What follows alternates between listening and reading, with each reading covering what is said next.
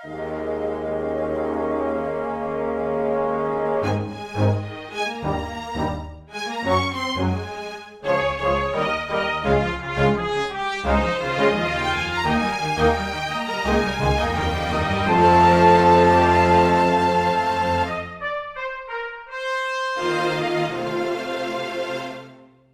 and welcome to Weekly Manga Recap here on August the 12th of 2020. I am Nick, here with Chris. That's me. It is you. Mm-hmm. Chris, I do want to give you the chance to go on a tangent.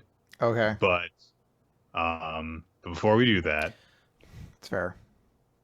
we should get this out of the way just so we can say it and we can be done talking about it. It is important that we talk about this, but I don't want to dwell on it. And for those of you who aren't already aware of the if you keep up with Shonen Jump manga, you probably are already aware of what happened over this past weekend. But in case you're not, I'm going to go ahead and leave a little bit of a content warning, a bit of a trigger warning here, because we're going to be talking about an incident where sexual harassment towards minors occurred. So we'll be talking about that for a couple of minutes. And if you don't want to hear us talk about that, if you're listening to the recording, skip ahead a few minutes. If you're listening to us live, then come back in a few minutes. So over this past weekend, in fact, it would have been early Saturday morning for those of us in the U.S. The writer of Actage, Matsuki Tatsuya, was arrested because he apparently, while out in public, harassed two young girls, like middle age, and not middle age, middle school age. It wouldn't have made it better, but anyway.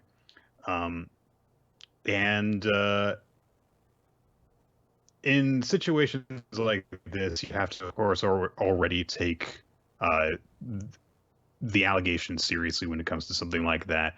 But on top of there being an allegation, he confessed to having done it. So it seems pretty clear-cut that this guy did something disgusting and horrible and criminal. And so he was arrested. And the next day, Actage was canceled. Now, when Chris and I talked about it basically as soon as we were both awake after the news broke, and we agreed pretty quickly, okay, we cannot talk about this series anymore because that is a form of promotion for the series. It is a form of support. It puts it in people's minds and encourages them to go and check it out. And we do not want to in any way support someone who has done something so gross and awful as that. Mm-hmm. But before it would have even mattered that we had come to that decision, the series was canceled. And there's been a lot of talk out there because this is something that garnered a lot of attention. It was Actage was trending on Twitter for a good chunk of the day the news broke, and of course then when the series got canceled. Unfortunately, this means that the artist of the series, Shiro Suzaki, no longer has a series running in Jump through no fault of her own. A lot of support has come out for her because, of the circumstances that she is now in. And obviously, if you are a fan of Actage, it does suck to hear that a series that you enjoyed ended because it turns out that the writer of the series was a scumbag. But the point simply is that there are things in the world that are more important than stuff that we talk about on this show for the most part. And I think that the decision that was made was the only good decision that could have been made. And so we are now in a world without Actage, and that is it. And hopefully justice is done in this case. Hopefully the victims get justice. Hopefully Shiro Suzaki moves on to have a successful career outside of this. And that's basically the end of it. I don't think that there's anything more that there can be said about it because that's it. I will say though it is very weird because of the timing of when this went down. Um, the the chapter of actors that would have come out this week, of course, was not put up because it exists, uh, but it is not being. Both Manga Plus and Viz have not put up the series. That chapter will not be viewed in a legal English translation at all. because it's in print in Japan. That's what's so weird is that the timing of it means that it is in the magazine, which went out to stores. Yeah, the magazine was already made by the time this news happened. So it's kind of eerie in a sense because of that. But that's it. There's no actage. It's a shame. But yeah, what can be said about it? Yeah. Moving on from that to lighter subject matter, partially as a result of this is going to affect the stuff that we are going to talk about going into the future. And to just kind of, we're going to be, switching things up a little bit in terms of the what order we talk about things. That's it. I don't think that we're going to ever talk about actage again. Yes. It should also be, and then to completely just pull off of that subject, there's going to be probably a little bit of, I'm trying to think of a better word than turmoil, but there's going to be, expect a shakeup of the actual series in the recap and weekly manga recap going forward for probably the next like 3 to 4 months, as a lot of things are happening. Obviously, we just talked about a series that's leaving. We talked about how we were going to add Kaiju 8. We had been joking about getting rid of Mission Yozakura family, which may still happen. It's not gone right now, but it may still happen. Time Paradox Ghostwriter is probably going to be ending soon. Bone Collection looks like it's going to be ending next week. There's a very, honestly, if you told me right now Chainsaw Man ends in 3 months, I 100% could believe you because we are definitely closer to the end than the beginning. There's going to be Burn the Witch coming up in 2 weeks. That's going to be added to the recap, but that's only a 4-month long series.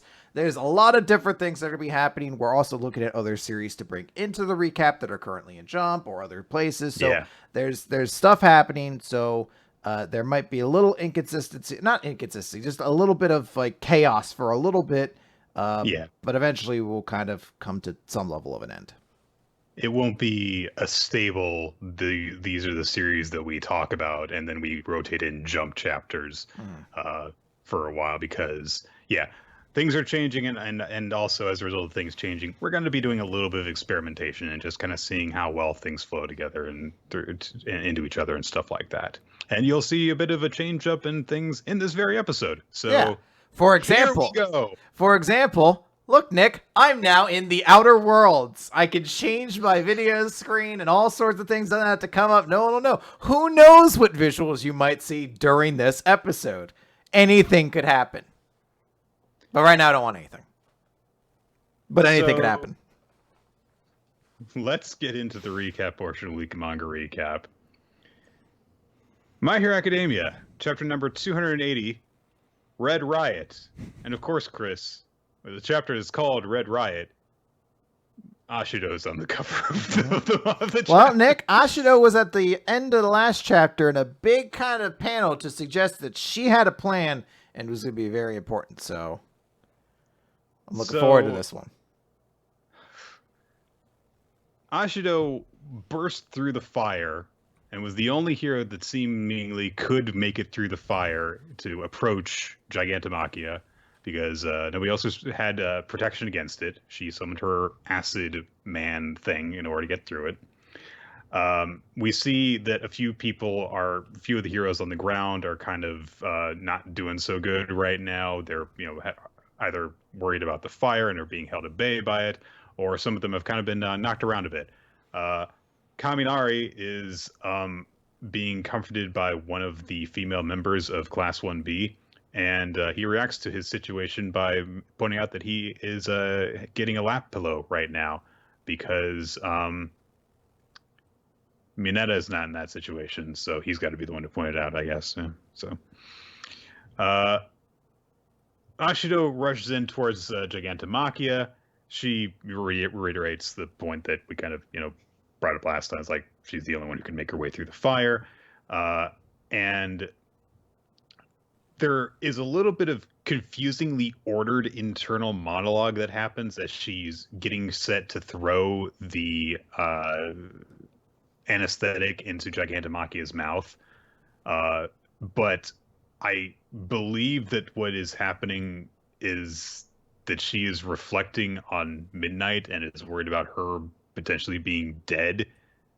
But also at the same time, she's like, I've got to melt away the fear keeping me in place, which I was a thing that hasn't really been brought up a whole lot. I think she may have mentioned this literally once in her entire history in the series. But she gets set to throw the anesthetic into Gigantomachia's mouth. And Gigantomachia, meanwhile, is just kind of ho-hum about this whole situation, having a giant woman prying his mouth open while these other, tiny bugs try and attack him and stuff. And he basically realizes, oh, I made a mistake, not actually crushing all of the bugs that were trying to stop me this entire time. So I guess I made the wrong choice. And he kind of looks angrily back up at Mount Lady and says aloud, the shortest route means keeping gnats from getting up again. At this moment, Ashido realizes, oh, he's that really huge guy that I confronted back when I was in junior high. And then she remembers how she got him to leave some girls alone and then collapsed in fear because of how scary he was. And in that moment, she has an other M Samus confronting Ridley moment, flashes back to being that small, not as strong as she is now, junior high student. And as she's tossing the anesthetic, it kind of slips out of her fingers, and she loses her grip on it while Gigantomachia throws Mount Lady off of himself. And Ashido's like, oh shit, and tries to grab the canister, which is slipped out of her grasp, as Gigantomachia's hand comes descending down on her. And then Kirishima arrives, and he throws her out of the way, I think.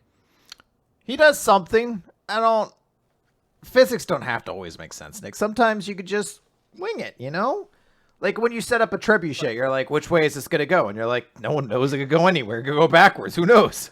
So, no one knows how to make a trebuchet go when they want to. It's physics. That's Come not on, a thing. It's still black magic. Yeah. Look, if I jump on the other end of the trebuchet, it'll launch my projectile further. Yeah, It's just math. I like to think in the Horikoshi world, there's like a whole bunch of like physics things that don't make sense. Like you see like a really big guy on like a seesaw, and then like a feather lands on the other side and he shoots into space and something like that. You're just like, yeah, whatever. It could just be whatever you want, I guess. Yeah, it's like, how that's how that experiment would go on the moon, right? Oh, this all takes place on the moon. That's why it doesn't make sense. Okay, gotcha. All those people that were leaping around and moving really far, I thought that they had superpowers, but no, it's the moon, of course. It's just the moon. Kirishima throws Ashido out of the way, so he gets smacked by Gigantomachia instead, but he is hardened, so he's presumably okay. At that moment, Tetsu catches Ashido at some point. Mount Lady's not looking so good right now, and Ashido, of course, is worried about Kirishima, and Tetsu just kind of like acknowledges, like, yeah, that asshole. I mean, like, he doesn't burn much, but he doesn't have my super heat proof ability, and he actually rushed through the fire faster than I did. Gigantomachia collects all of the people on his back. Although someone drops off, I'm not sure who exactly that is because it's hard to tell. I think it's one of the students, but I'm not sure. And he starts to collect himself, but at that moment, Kirishima starts climbing up his arm, Wolverine style, using his hardened fingers to dig into Gigantomachia's skin. And he, basically does his big superhero catchphrase thing. He's like, I'm Red Riot, no one behind me is gonna bleed. And they're like, oh, okay. He tries to throw his canister, but Toga apparently is an expert at throwing knives really, really, really accurately from a long distance, and she breaks it by just tossing a knife down there. But fortunately, when he threw Ashido out of the way, he happened to grab her canister, and he's like, "No, no, Ashido, I know that I literally threw you aside in order to be the important character of this chapter, but your chivalrous spirit is in good hands. So we work together to make this happen. That's what this means." Uh-huh. So he tosses the canister he got from her straight into Gigantamakia's mouth, and it crunches in his mouth, and that happens. Kirishima drops down.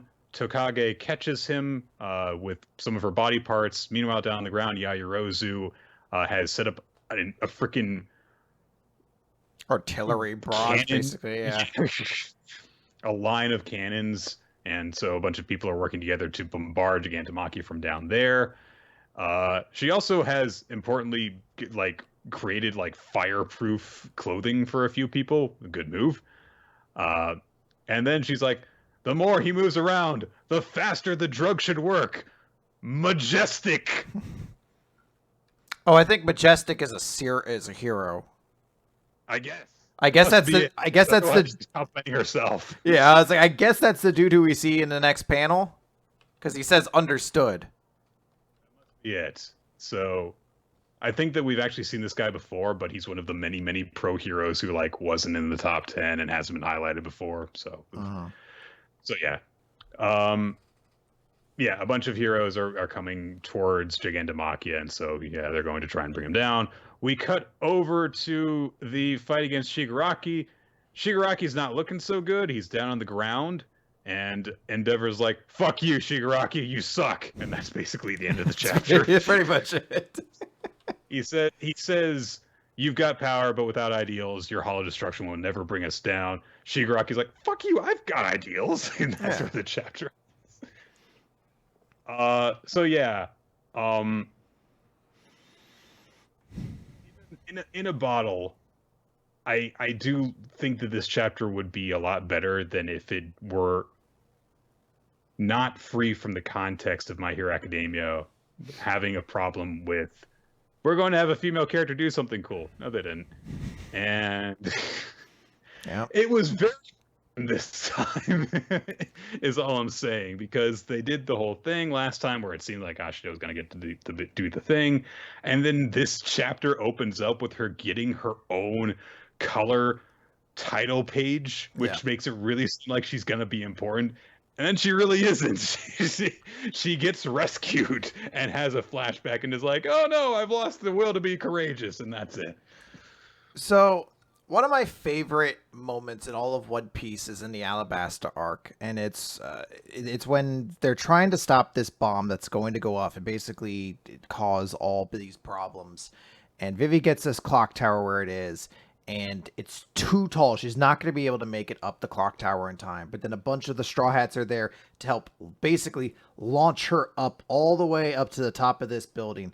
But then, because Crocodile was full of all these twists, when she gets up there, there's actually more members of Baroque Works there, but it's okay because she's a fighter, so she launches out her attack and she defeats them. But even then, at that point, they find out the bomb is set to a timer. You can't just be disabled. So Pell has to fly in, he has to grab the bomb, and he has to fly off. And it's after all these other events have gone on, that Crocodile's beaten Luffy twice, that there was the smoke screen that prevented Vivi from seeing Koza, and all these things, all these elements played in to make this a very dramatic, tense moment. And I think it was exceptionally well done. And there's kind of almost a little of that here, but it just loses out on that idea of creating the suspense and making everybody feel like they were a part of it all the way through. Mm-hmm. I don't mind necessarily that Kirishima has a cool moment, because Kirishima is a good character, and it is a cool moment of him jumping in front of his classmates saying, "Hey, I'm Red Riot. I am a shield that will keep everyone from behind me ever hurting." That's his entire character. It's a very good moment for him. And he has a relationship with the Ashido. So and works. With Gigantomachia. Yes. This is, his moment of redemption. So this is very good there. And I think it's a great moment that he takes his vial, he throws it, it gets shattered by Toga. It creates a suspense. It's not as easy as just I jumped in there and I threw it in there. The part that sucks is he just has Ashido's container. It could have been such a dramatic moment for her to throw her container to Red Riot, where he's like, shit, I have nothing. This plan failed. My friends are going to get hurt. She comes in with the assist. She doesn't have to be the biggest hero of the moment, but she would play a very significant part in it. You could connect the two characters more, especially to the reader. You place those two images together a lot, or start connecting them more. They don't actually like physically look like they appear in the like in this chapter a lot, outside of the chapter where he's like tosses her, and that's sort of it. And it's like, you had the ability to create a really compelling sequence here, but instead it just kind of falls apart at the most important moment when Kirishima shouldn't have any way to stop him now. He lost his vial. And what is he going to do? He's now stuck here. He won't be able to protect his friends anymore, and he needs a miracle. And then someone can give him that miracle, as opposed to just be like, and in the other pocket, ha! So it's not a bad chapter. It's nothing like that. But as you said, the context that My Hero has always had, where the cool characters that get big moments just are never the female characters in the series, definitely hurts from this as well. So I definitely would be very disappointed if I was an Ashido fan to be like, I mean, yeah, I guess her arc's continuing to some way, but we've yet to really see a female character's arc have a payoff either. So I'd be a little concerned. Yeah. And also, at the same time, where you mentioned that, there's the whole thing where the heroes are like, we had high hopes for you, Yaoyorozu. And it's like, I mean, she did mastermind this plan. Yes. This did all happen because of her. But in the moment where it happens, it doesn't feel like it was her moment. I think that it could have been done even more easily, honestly, than with Ashio. Because with Ashio, you have to figure out how she physically could have contributed to this. And with Yaoyorozu, all you really need is to just kind of have a visual as the canister goes into Gigantamachia's mouth of like all the people who have contributed to it, like their faces just flash there. You just do like one moment of visual to, remind the reader, this happened because this person thought of it, this person carried the canister forward, this person delivered it, and then it's like team effort made this happen, as opposed to this chapter title is Red Riot, and Red Riot did everything in this chapter. And like even the moment of Yaoyorozu should just be visually portrayed to us in some way. You should give it a full page spread or a 2-page spread to show off, hey, remember that thing where she made like a gigantic cannon of herself, like attached a giant cannon of herself to try to delay Class B during their fight, and it was considered a very cool moment for her? Show off that she just made like 7 fucking artillery cannons in a big 2-page spread or a big 1-page spread to be like, look how fucking incredible this is, as opposed to like, it's just a panel within several other things happening in a page. You're like, you perfectly can make the moment of Yaoyorozu as the mastermind of this plan look cool. You just visually have to do it. And then, of course, we follow up on all of this with a 2-page spread where it's just Shigaraki on the ground. So, I mean, it's a weird utilization of space that you have going on here.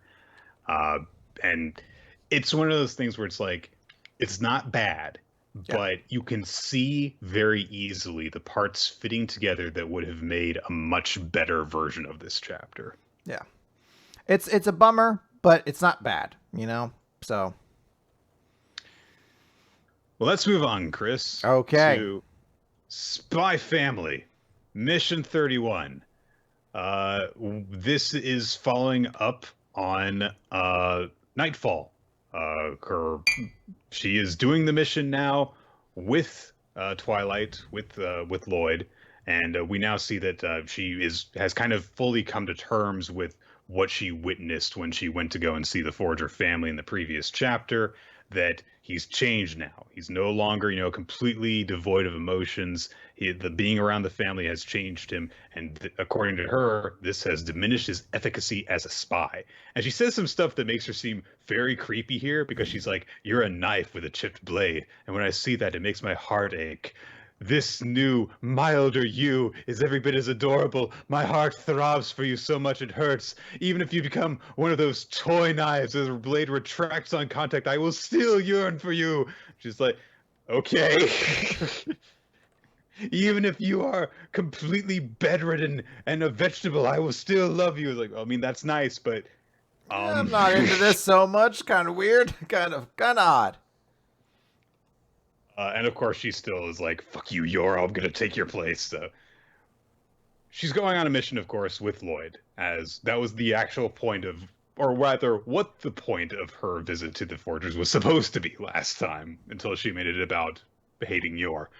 And so she goes over like, so there's this artist named Kavi Campbell, and his collection includes the painting "The Lady in the Sun," valued at like $1 million basically, and that's the target of our mission. And she goes over like, oh, it's connected to this military colonel, and there it might be connected to some intelligence. We think that the painting may hold some clue as to the intelligence that we're seeking.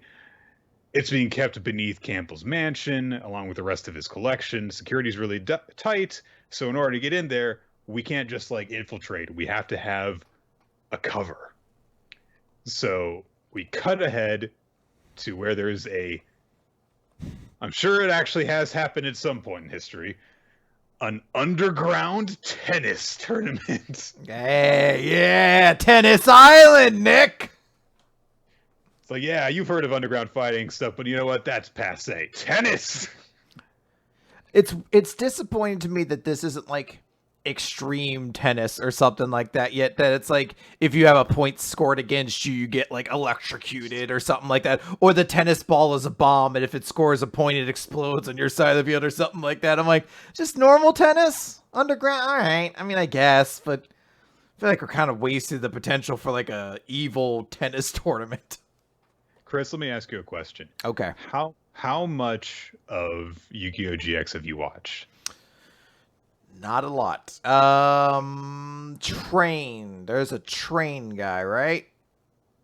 There. The one guy has like cartoon vehicles. Isn't that his deck? Oh yeah. Yeah, that's AKA Cyrus. He does some of his cards are associated with trains. He has Toontown vehicles basically. Yep, that's all I remember.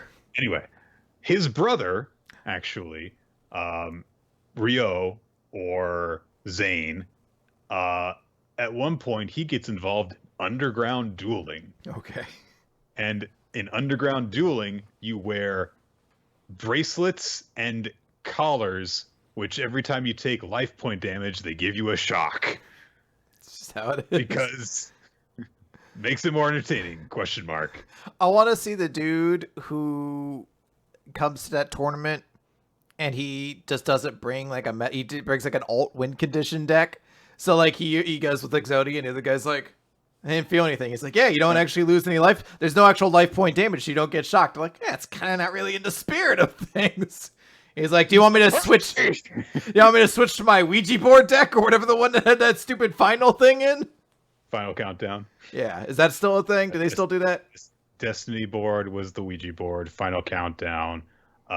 There are also other Exodia win condition things, including one that came out recently, which is like if you summon it and all the limbs of Exodia to your field, your opponent wins the duel. There you go. That's kind of fun. He just plays that, and it's like the idea is supposed to be that you are supposed to somehow get them all on your opponent's field. I'm not sure how exactly you're supposed to do that, but okay. But what if he just plays it was like, yeah, I let you win. None of us have to get shocked. They're like, that's kind of a waste of an underground duel tournament. Suck. So, yes, an underground tennis match is happening here, and then so weird. So Lloyd and Nightfall come in, and they are a doubles team in this tournament. And Lloyd's just like, was this really the only way that we could get in here? And Nightfall's like, it seemed like the best option to me. And she goes over the details as to why exactly. But she's like, yeah, I mean, the winner of the tournament gets to take an item of their choice from Campbell's collection. So yeah, that's what we'll do it. And Twilight Lloyd is like, why is there a tennis tournament? He likes the sport. Okay. Hey, you know what? That's all I really needed for this. That's all the logic I had to ask for. So they're there in their disguises as a mixed doubles team, and the announcer's like, apparently these doubles partners are husband and wife. And of course, Chris, they're just like a wrestling audience, because when a wrestling audience hears like, they're married, fuck them! People have love, boo! Boo! It was the most mystifying thing so many times to see, like, weddings are usually, like, in wrestling designed to get an audience to be unhappy for some reason.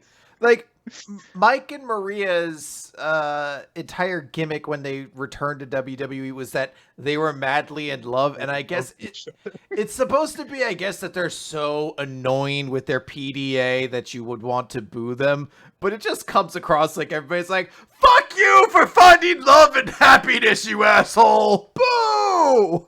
Like, come on. The one time in the time, like, that I've been watching wrestling where it made sense to me was when they had it with Daniel Bryan and AJ. Because the idea was that it was super obvious that Daniel Bryan was just doing it because he wanted to either manipulate AJ again, or he was doing it so that he could have her committed to an insane asylum or something like that. So it was like he's not being legitimate about this. Yeah. So fuck him. He's being an asshole about this. But then there's just like Rusev and Lana are getting married. Fuck him. I hate them. Boo! People I dislike shouldn't be allowed to find happiness in anything. If I'm not allowed to be happy with my wife, then why should he? Bring the kids to the wrestling show. We're going to teach them that marriage is a lie. So,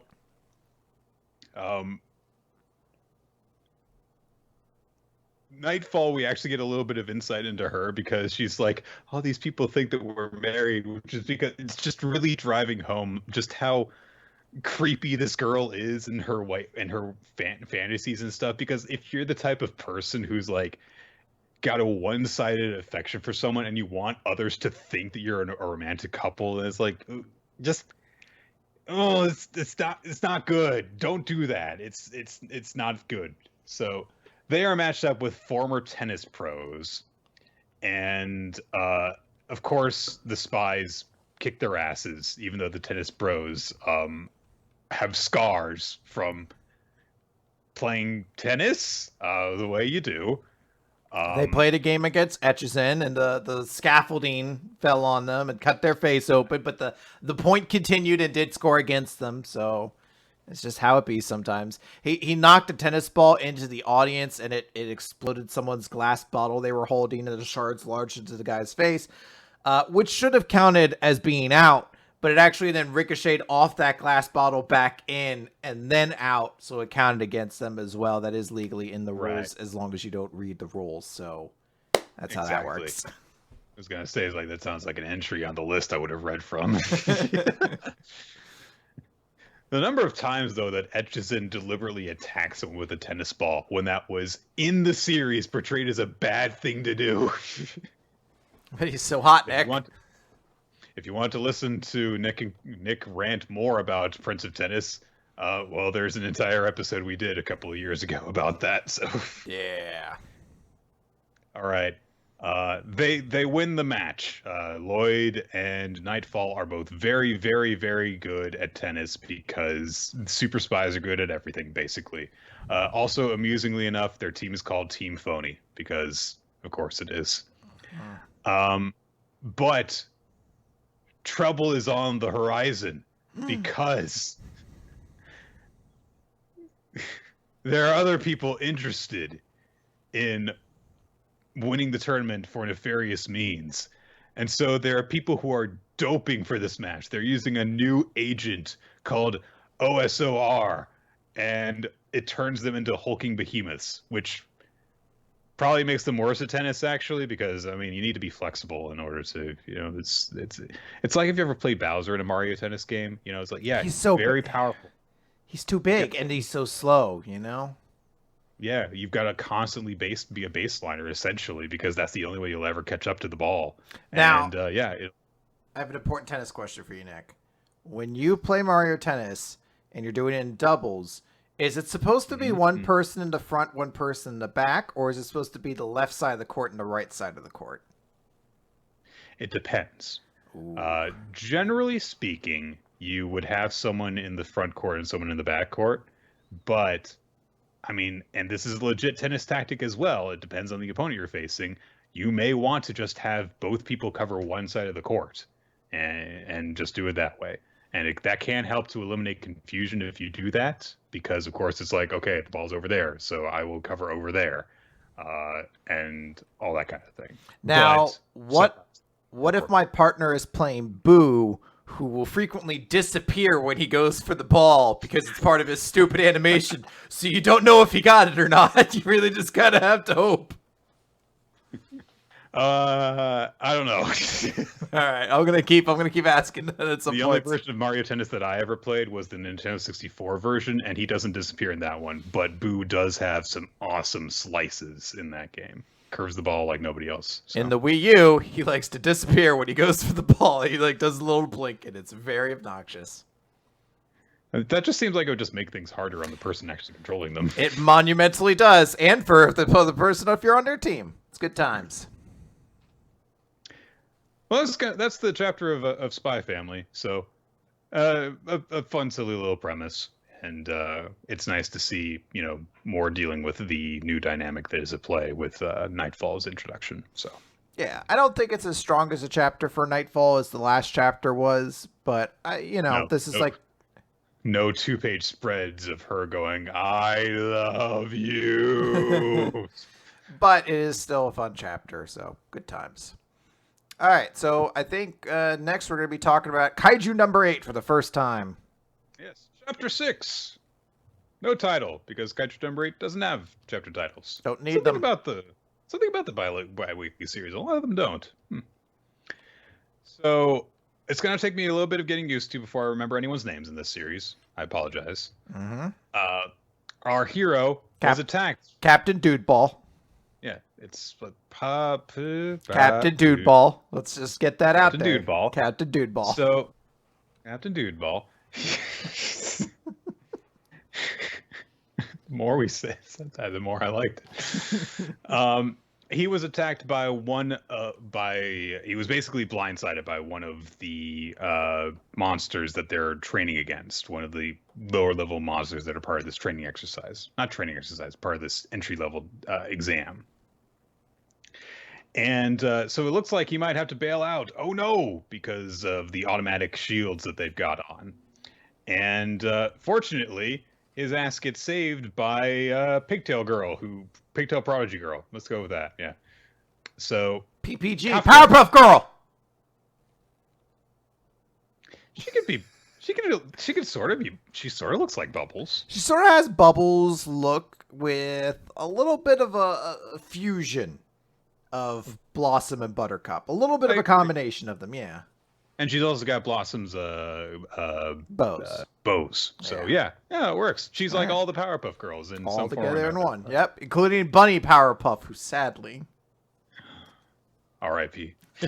Gone too soon. Bunny it doesn't become obvious until the very end of this chapter. Why she's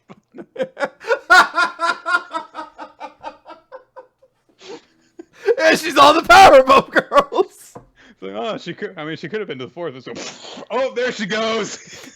Oh, Jesus. Got dark. Zoomers everywhere are like, what the fuck are these guys talking about? Watch Jackie Chan Adventures now then show to the Powerpuff Girls to understand her references, damn it. We're not old, you're old. So, Kikoru, the Powerpuff Girl, is like, hey, no casualties or dropouts are allowed on my battlefield. And Captain's like, starts to be grateful at first, because he's like, oh, Kikoru, you saved me. And then she's just like, I'm going to bring the test to an end. You just lie there in disgrace. But she like says it with a smile and tee-hee, so it's like, it's one of those things that's like extra infuriating because she insults him and she smiles and laughs about it instead of sounding very obviously mocking. So she rushes off after the main kaiju. And this is where basically we get to see that Kikoru has she's playing with cheat codes basically that give her insta-gib bullets. She's blowing up kaiju. She's racing around. She's also got auto aim turned on. As she's like, there's literally a moment to skip ahead a little bit, and we'll come back to it later, where she takes cover behind a Jeep, shoots over the hood, ducks under it, and shoots under the shoots between the tires, and then vaults over and shoots while she's sliding over the roof in like the span of 2 seconds. So she is very, very, very good at this. She's very good at playing Gears of War and other take cover behind various city debris shooter games. The proctor, the bullhead proctor guy who found Kafka amusing before, is like, hey, your vitals are abnormal and you're suffering from fractures. You might have internal damage, so I'm going to recommend that you drop out. And Kafka's, before I can even finish saying that, says, let me keep going. I've got to do this. And he says, look, I know that this sounds pathetic, and especially for someone of my age, but I've got to give this a shot, and I'm not going to give up. And he, gets up and he's like, see, I can stand up. He tells Ichikawa, hey, come on, we promised, right? That you're not obligated to look after me if something happens, so you just keep on pressing ahead. But instead, Ichikawa holds his hand out to Kafka and says, hey, I'm going to back you up, so let's do what we can. And Kafka thinks back to how Ichikawa came back to protect him when they were attacked by the kaiju in the first chapter. He's like, I guess that's just how you're wired. So he's a good guy. So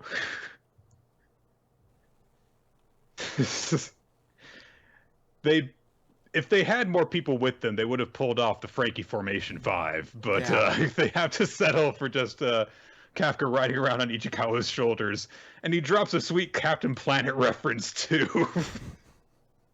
While he's at it. So he's like, I'll leave movement to you while I shoot. And so they rush forward. The proctor is like, can we just pass them just for that? That's so great. But before they can even really do anything, because Ichikawa tries to race forward as Kafka gets his weapons ready, but Kikoru just finishes the exam. She jumps in towards the big kaiju, vaults into the air, and makes it open up its mouth to try and catch her, and she just blasts it through its mouth and makes it burst open from the inside. And that's it. The test is over. So Kafka didn't really get to stand out much other than the stuff that he and Ichikawa did in the previous chapter. But we get word from discussion among the proctor and everyone else connected to the exam that there are no dropouts because nobody was forced to activate their shield belt because Kikoru specifically finished the test so quickly. So nothing was able to happen because she finished off all of the low level kaiju, the Honju. They bring up that Kikoru is Commander Shinomiya's daughter, and that she will, without a doubt, be the linchpin of the defense force in the future, the light of hope that this country needs. And Kikoru looks up to the sky, and she says, I did it all perfectly, right, Daddy? So, maybe this guy's dead. But, So she starts to head back, and she's like, I'm going to go make that Kafka guy look foolish yet again, because she's done it 3 times now already. But from the smoke generated by the destruction of the Honju, a figure emerges, and they appear to be a man-sized kaiju, similar to Kafka when he transforms, except that they've got this very bizarrely shaped head with like 2 horizontal lines at the top. And this new kaiju flicks a finger forward as Kikoru is just recognizing it as like, this thing wasn't on the neutralization list, and a hole appears in her heart. That's the end of the chapter. I'm sure she's fine. What are we doing? Come on, she's fine. She was on the cover in promotional material and stuff, so she probably is. Yeah, she's fine. But it was definitely a big moment where I finished reading the chapter like, oh, geez. So It's a good chapter. I was kind of wondering how this little exercise would go, but I kind of like that it's a way to show off her as opposed to like, oh, let's manufacture a way for this event to go around that Kafka can look really cool. Instead, you presume he's gonna have to do something to stop this thing here that isn't even part of the test exam or anything like that. This outside element. It's defying expectations. Yes, Mhm. you expect that the hero at the very first leg of the journey is going to, find a way to succeed. And as far as we know, Kafka's not doing great right now because, the first leg of the exam, which was shown before, was like running a few miles, and he was in the lower part of the pack. And he didn't really get to stand out this time. So I think there's one leg of the exam left. I think we were told it was 3 legs. Um, but yeah, this is definitely a case of, well, something's going to happen here because there's this seemingly really powerful monster that is disrupting the exam. They're going to have to deal with that. So we shall see. Indeed. All right, so there is no Eden Zero this week. There was no chapter released on Crunchyroll, so we'll not be having one of those. In lieu of that, real quick, I just want to mention that a series did end in Jump this week. That is Maitama Security Spirit Busters. We did talk about it way back when it started. We did the 3 chapters. We're not a big fan. It was a lot of the same kind of gag. But I've mentioned recently, I've read all the series that are currently running in Jump. And that was one I read, and that was one of the biggest surprises that I had. That was actually a series that became really, really funny, especially once the main female lead stopped being like the straight man reacting to everything, and they started to actually kind of make jokes about the fact that she's just kind of a weirdo too. It was a really fun series. It has maybe one of my favorite gags ever, that they have to play a baseball game and they don't have enough spirits. So one spirit shows up who's just Babe Ruth, and all he says is, "I'm Babe." And they're like, "I don't know if this is Babe Ruth." And then he doesn't do anything. But then he keeps showing up in the series, and all he ever says is, "I'm Babe." But then he has a really cool moment where like a Pokemon catching bad guy is trying to catch all their spirits. And he shows up, he's like, "I'll stop these guys because I'm Babe." And it doesn't really go anywhere, but it's really, really funny. So if you're interested, go check that out because it had a very sweet little ending. And I mentioned last week how the last chapter was a really weird penultimate chapter. Well, it turns out that was just a really weird penultimate chapter. I mean, you talking about that Babe Ruth joke does make it sound pretty good. So I don't know why it's so dumb, but it makes me laugh every time it happens. all right, Chainsaw Man. Chapter 80. Yes. A dog's feelings. We get confirmation that Aki's dead.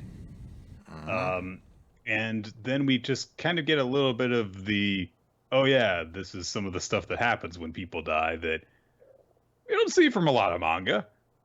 Which is that Aki had some money put away and he actually, left a will. And in the will, he left half to Denji and the other half to Himeno's family, which made me go, oh, because like, that's really, yeah, he would do that, wouldn't he? So we just kind of have Denji saying, recapping, what he and Power have kind of been up to in the time since Aki died. Presumably, like a couple of weeks have passed, and if not even months potentially. But he's like, yeah, I mean, I rented out a place. It's not very big, but it's got a nice view. We pigged out on good food. I tried some stuff. We bought a bunch of video games. We're just playing them nonstop anytime we weren't working. And when we got bored of that, we watched movies. And then he goes out to get some ice cream. He's like, hey, do you want me to get you anything? Power's like, a rice ball with meat! Okay, thank you, Power. Right, sounds pretty good. So they're just kind of like seemingly trying to keep themselves distracted, basically, with what they're doing right now. And he goes down to the convenience store, but he stops on a bench on his way home and he eats his ice cream. He looks down, he sees on the popsicle stick. He's like, oh, he won a free ice cream from that. Cool. But then he's just kind of sitting there looking at the popsicle stick, and he's just like, I killed Aki. That page hits so hard. And then he vomits up his ice cream. So that's cool. And he just, reflects like, God, every waking moment, my head is all jumbled up. No matter what I watch, no matter what I think about, it just goes to crap. Good food doesn't taste good anymore. My brain has turned to crap. And he kind of lies back on the bench and he lets his head droop over the side and he just says Pochita's name. And then Makima shows up. And she is looking, I think, more casual than she has ever been, except since, even on their date when they went out, I think she dressed a little bit nicer than this because she's like in a hoodie and a t-shirt practically. So she's like, yeah, killed that gun devil, gonna celebrate. Be in my sweatpants all day, hell yeah. So, this is so, it's so, like, he's so vulnerable right now. Because he's just like, Ms. Makima, I want a free ice cream. This poor boy. She's like, oh, your hands are cool. He's like, yeah, but that's not going to kill me. Plus, free ice cream. I want an ice cream. I want ice cream. So Makima says, hey, you know, when you're cold physically, you end up feeling down emotionally. And then he's like, uh-huh. So she has him stand up, and he goes, woof, while he stands up. And she's like, yeah, good boy, good boy. Come over to my place. We'll drink some warm tea together. And so he follows her, and he's like, it's weird because, like, he's, like, cartoonishly depressed, because everywhere he goes, he's got, like, the shaggy posture going on, where he's just slumped forward with his arms hanging out in front of him and stuff. But at the same time, you know, it's like, yeah, of course he's depressed. He killed one of his only 2 friends in the world. So Makima stays at a very fancy apartment. She has 2 floors of this building, so it's an odd living situation, I think. But she's got plenty of space, basically. And she checks with him beforehand, like, oh, by the way, before we go inside, are you okay with dogs? And I think he nods, but he honestly, his head might have just drooped forward in depression. But she takes it as an affirmative, I guess. They come in through the door, and she's got a lot of dogs. Mostly huskies. Big dogs. Big old pooches. And immediately they start looking at her face. They look at Denji's face. And she's like, look, yes, it's a new person. Yeah, that's Denji. Can you tell him I rough you? Can you tell him I rough you? It's like, she's evil, Chris. I'm telling you. I've had my doubts. No, why would someone with dogs be evil? She's awful. Also, that the expressions that some of these dogs are making terrify me. Look, I think Fujimoto is a very talented artist. I do not think he has the ability to draw an animal that does not look menacing. I love Meowie. There is not a panel in the world where Meowie does not look like Meowie is plotting something. Oh, he's a cat. That is true. That is a cat's general way of doing it. But dogs look very terrifying when it looks like there's something going on up there. This big panel where all of the dogs show up. There's one where like a dog is kind of like trying to butt his way through past another dog. That dog looks cute. The one at the very bottom with the lit up eyes, the sparkly eyes, okay, that's fine. But the one like directly to its right, the one that has the biggest head in the frame, oh my god, it's going to eat me. And the dog that's on the far left, it's staring into my soul, Chris. It's looking at me.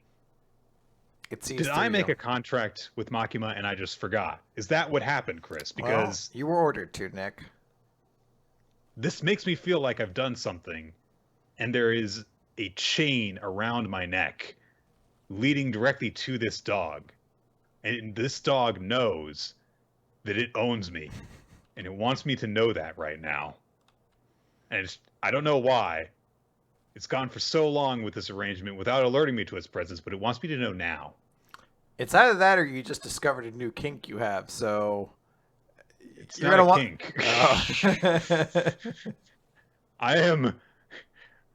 I'm going concave right now from how terrified I am. Anyway, Denji's gonna have tea. So Makima asks him what kind of tea he wants. So Denji's like, the one that tastes best. And Makima brings out some tea, and she's like, and I brought some tiramisu too. I made it myself. And Denji is like, I don't know what tiramisu is, of course. But then one of the dogs barks, and Makima's like, I wasn't calling for you, silly. And Denji's like, what? And she says, yeah, this dog's name is Tiramisu. And then she speaks on the dog's behalf, and the dog is like, I'm definitely actually a dog. I'm not a dog's face stretched over a body bag. It's all proportionally wrong. But yeah, it seems as though she has named the dogs after various sweets, which, so, theming. That's nice.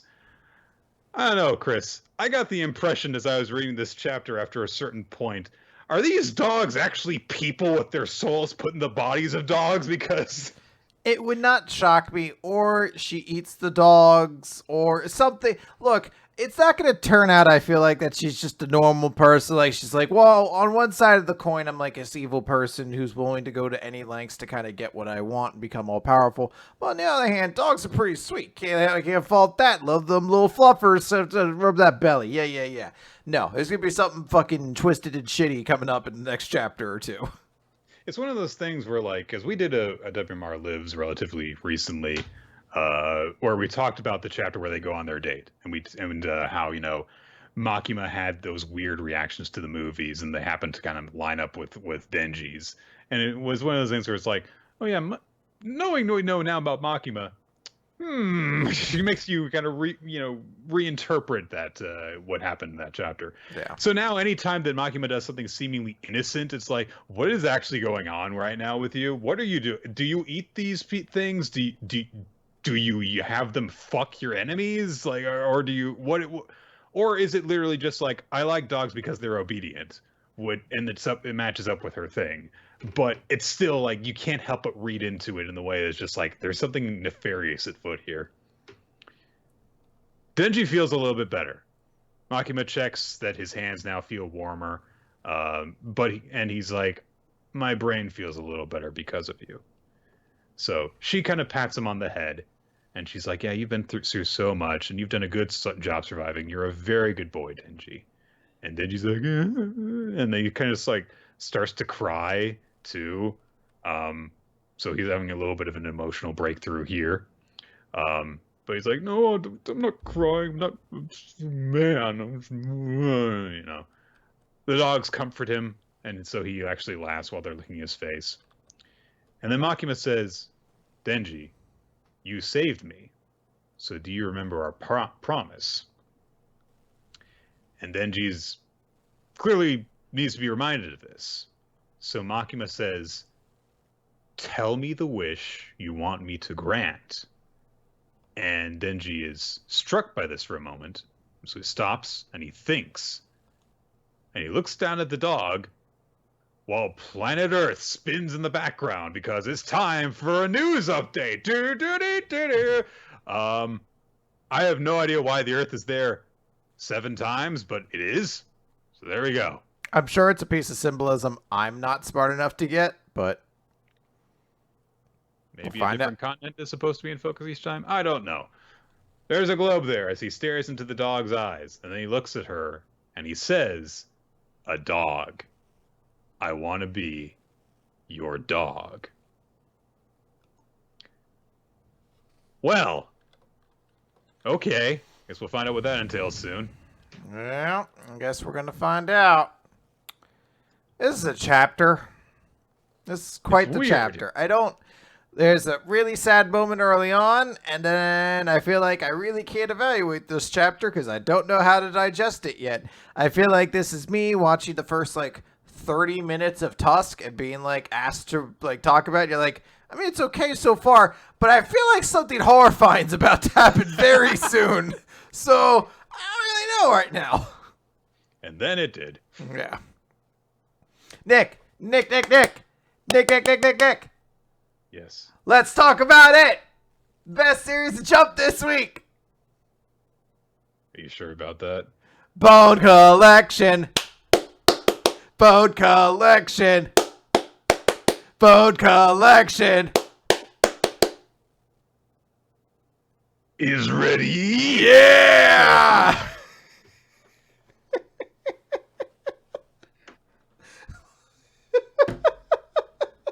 I'm just thinking about what's going to happen about 7 pages in. What do you mean? It's a perfectly normal transition all the way throughout this chapter. This chapter was clearly originally meant to be like 4 chapters or something like that. So we begin chapter 14, I Want to Get Married, with the QB talking to, I believe, Akifuyu and Shishino about his history and stuff, wanting to get his tail back and stuff like that. We see that he has stopped reaching into Runa's chest to get his tail back because, I don't know, maybe he just wanted to smoke. Maybe that's it. Maybe he has a problem, and sometimes when you've got a really bad addiction, there are things that you know are important and you just can't help yourself. You just stop and then you go back to your addiction. And in cases like that, guys, you've got to recognize what it's doing to you, and you need to get help. You may think it's like, no, I can quit anytime I want, but you know what? If something important is happening and you're still turning to that crutch, then you need to get help about it. And it doesn't even necessarily need to be a drug thing. It can be anything. Anything can be an addiction. So, take stock of what's going on in your life. If you are about to regain your ultimate power and by pulling it out of this girl that you've kidnapped, and you went through a lot of trouble to kidnap her. You killed so many people, and you set up this whole tower of defenses and stuff like that. Well, just because, your 4 generals got killed mostly off screen doesn't mean you can just say, like, fuck this, and then say take a smoke break. There's important things going on. Anyway, he fights off Akifuyu and Shishino. He kicks their asses, and he's just like, I'm on a different level than you guys, and that's it. They're like, but where are 2 of the Exorcist Kings? He just immerses them in fire, and that's it. And he's like, we're finally alone, kid. You were alone before. And then she glares at him, so he smacks her across the face because he's evil. He, I guess, actually did get his tail back, but it's really hard to count the tails on his body because the artwork in the series is not great, so it's really hard to tell details of that sort. Maybe that's why he could actually kick the general's asses. Yeah. Anyway, so then Runa's just like, they're coming. My brother and his friends are coming. And they come, and... Okay. So it's the moment where this happens, and I'm really had to sit there and I'm like, did I understand what this series was before? I don't remember it quite being like this. I guess a little bit. I mean, he did pull a switch out of her before, but I don't remember it quite like.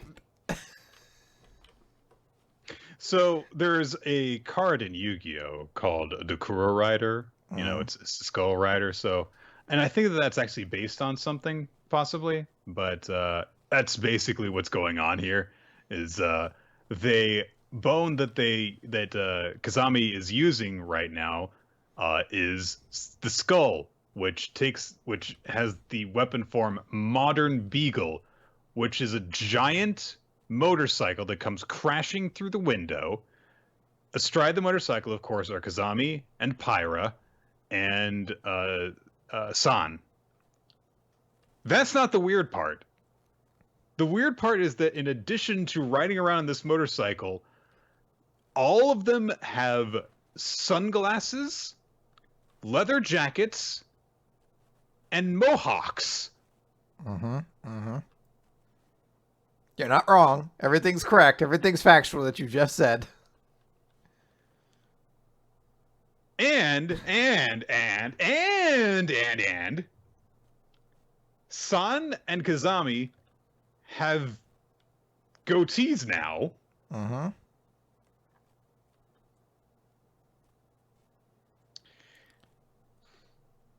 And San has a new tattoo. Well, there's that too. He's got the Manji symbol, the Bon from Bankai. Yeah. And there had to be an editor's note put in the chapters like, it's not a swastika. It's not a swastika.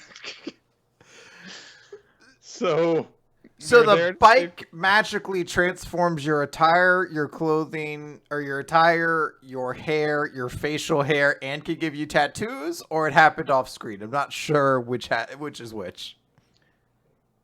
No, Chris, it doesn't. Because we see when they dismount from the bike that all of their costume falls off. We see the mohawks and the sunglasses pop off. So what that means, Chris, is that they went to the trouble of getting off of this island, going to the store, getting leather jackets and spiked collars and sunglasses and boots. Then they went to the stylist and they got their hair done in mohawks. And then they came back to the island. And then they went to save Runo. So Kazami then pulls out another bone because we're really going to end this series in 2 weeks, basically. And so Kazami's got the shoulder blades, which are a pair of guns, both of which have 2 barrels, and he shoots them, and something happens. I assume what happens is that the QB's fire just incinerates the bullets. So immediately, all 3 of them get off of the bike and are just like, damn it! I thought our Seikimatsu entrance would be cool. That was too simplistic and totally cryptic. And so basically, they fully admit we looked cool for no reason. Fire comes towards them. And Pyra's like, you suck, QB. But then Kazami pulls out another bone, the left clavicle, Dyson. So basically, he has Luigi's vacuum cleaner from Luigi's Mansion. He sucks in the QB's flames, which means he sucks in the QB. Oh, God, I forgot about this. Can we also just note, I don't think vacuum, like, Dyson's a brand. It's not like a type of vacuum per se. So, is it a specific reference to Dyson vacuums, or am I confused? Because I thought Dyson's a company. I don't care. So, okay. They've sucked QB into the vacuum cleaner. And so they're like, cool. We've got him inside of the vacuum cleaner's filter. Now remove it. And Kazami's like, oh, can I just throw it out? Okay. And he just throws it out the window. And it falls off the tower. And they're like, all right, we won. And the QB shoots out of the filter and comes back. And he's like, how fucking dare you do that? Why? You put me in a vacuum filter.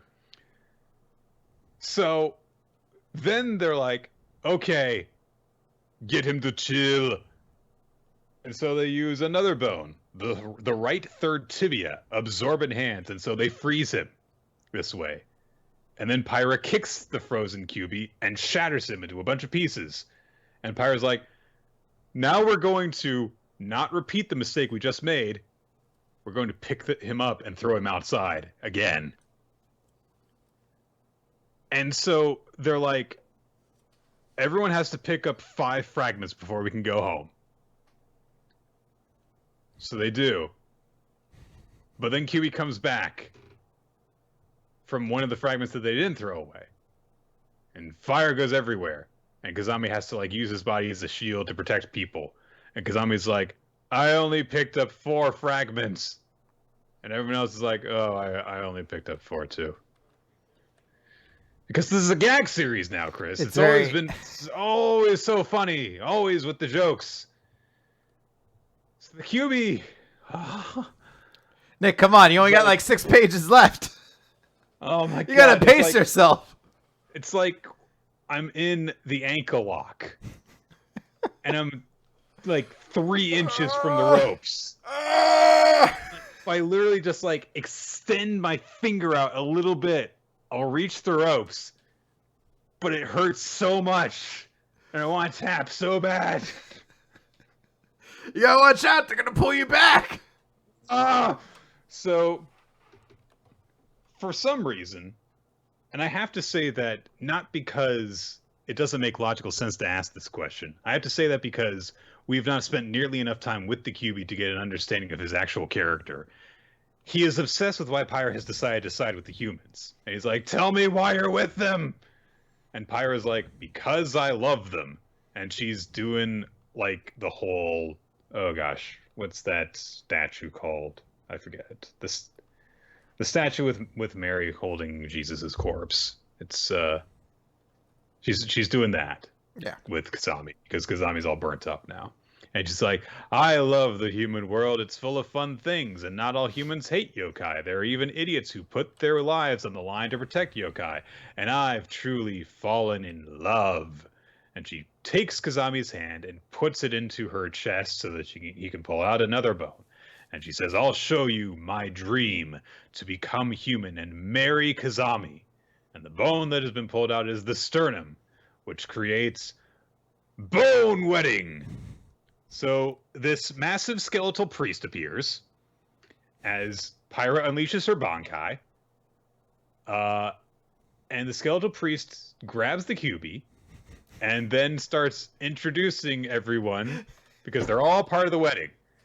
And I will admit that there is one part of this chapter that I did find perfect because the skeletal priest introduces all of the people in their various roles for this wedding. And he's like, Akifuya Abe is the stupid gorilla, she's here. Reno Tendo is here, and Reno's just like, why am I here, basically? And she's just called air. You're just something that's present. The best friends are introduced for this, which are Bei-chan and Runa. And then all the other guests are just others, which consists of San, Shishino, and the Glasses Girl president, who is introduced at the start of this arc, and the importance of her introduction was never explained. Hereto then untold. QB is introduced as being on death row, and he says, I can't use my flame, so we know he can't use his flame. Kazami is there, and he is in a suit, as he is the groom, and Pyra is introduced as the bride, and she is in a wedding dress. She is awaiting Kazami at the altar. She turns to look at him, and her hair is almost entirely black now, as she is basically on the verge of becoming fully human, or at least in this quote-unquote dream, she is human, because she wants to marry Kazami. So everyone's very confused by this, as the chapter ends. I will admit, if we had gotten to see more Bone Bankais, this would have probably been a better series overall, because it's just so ridiculous to see this happening. Most of this chapter is insanely stupid, and I'm glad this series is ending. What? But Nick, what about Boo Collection and your stupid dream of annoying me with puns? Which you that's the same thing it's the same thing my guidance counselor told me. Fuck your dreams. I hope that they were just as specific as when I said your dream of annoying me with puns. My dream back then was also that Bone Collection would go on so I could say Boon Collection to them at some point.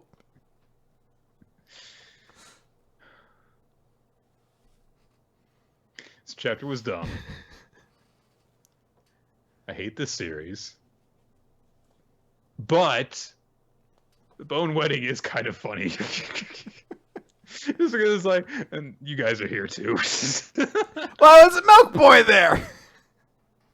Oh, that's right. He's a better friend than Rito. Oh dear. Well, Nick, why don't we move on to some better recent series. Well, actually, let me say, let's move on to the only one of the series in like the new series section that might be sticking around for more than a month. Okay, what are we on right now? Magu-chan, God of God of Destruction. Destruction. So, this chapter is about the introduction of the Holy Knight Izuma Kisaragi. It's chapter 7. Basically, imagine he's a Chunin, except that he is also literally descended from Holy Knights and is out to exterminate the gods of destruction. And he's got two-toned hair, and he wears a black jacket, and he's got a Quincy cross, basically, that he summons a sword from. And Ruru keeps on describing to him as that hottie. So there you go. That's her type, I guess. All the girls think Sasuke is hot.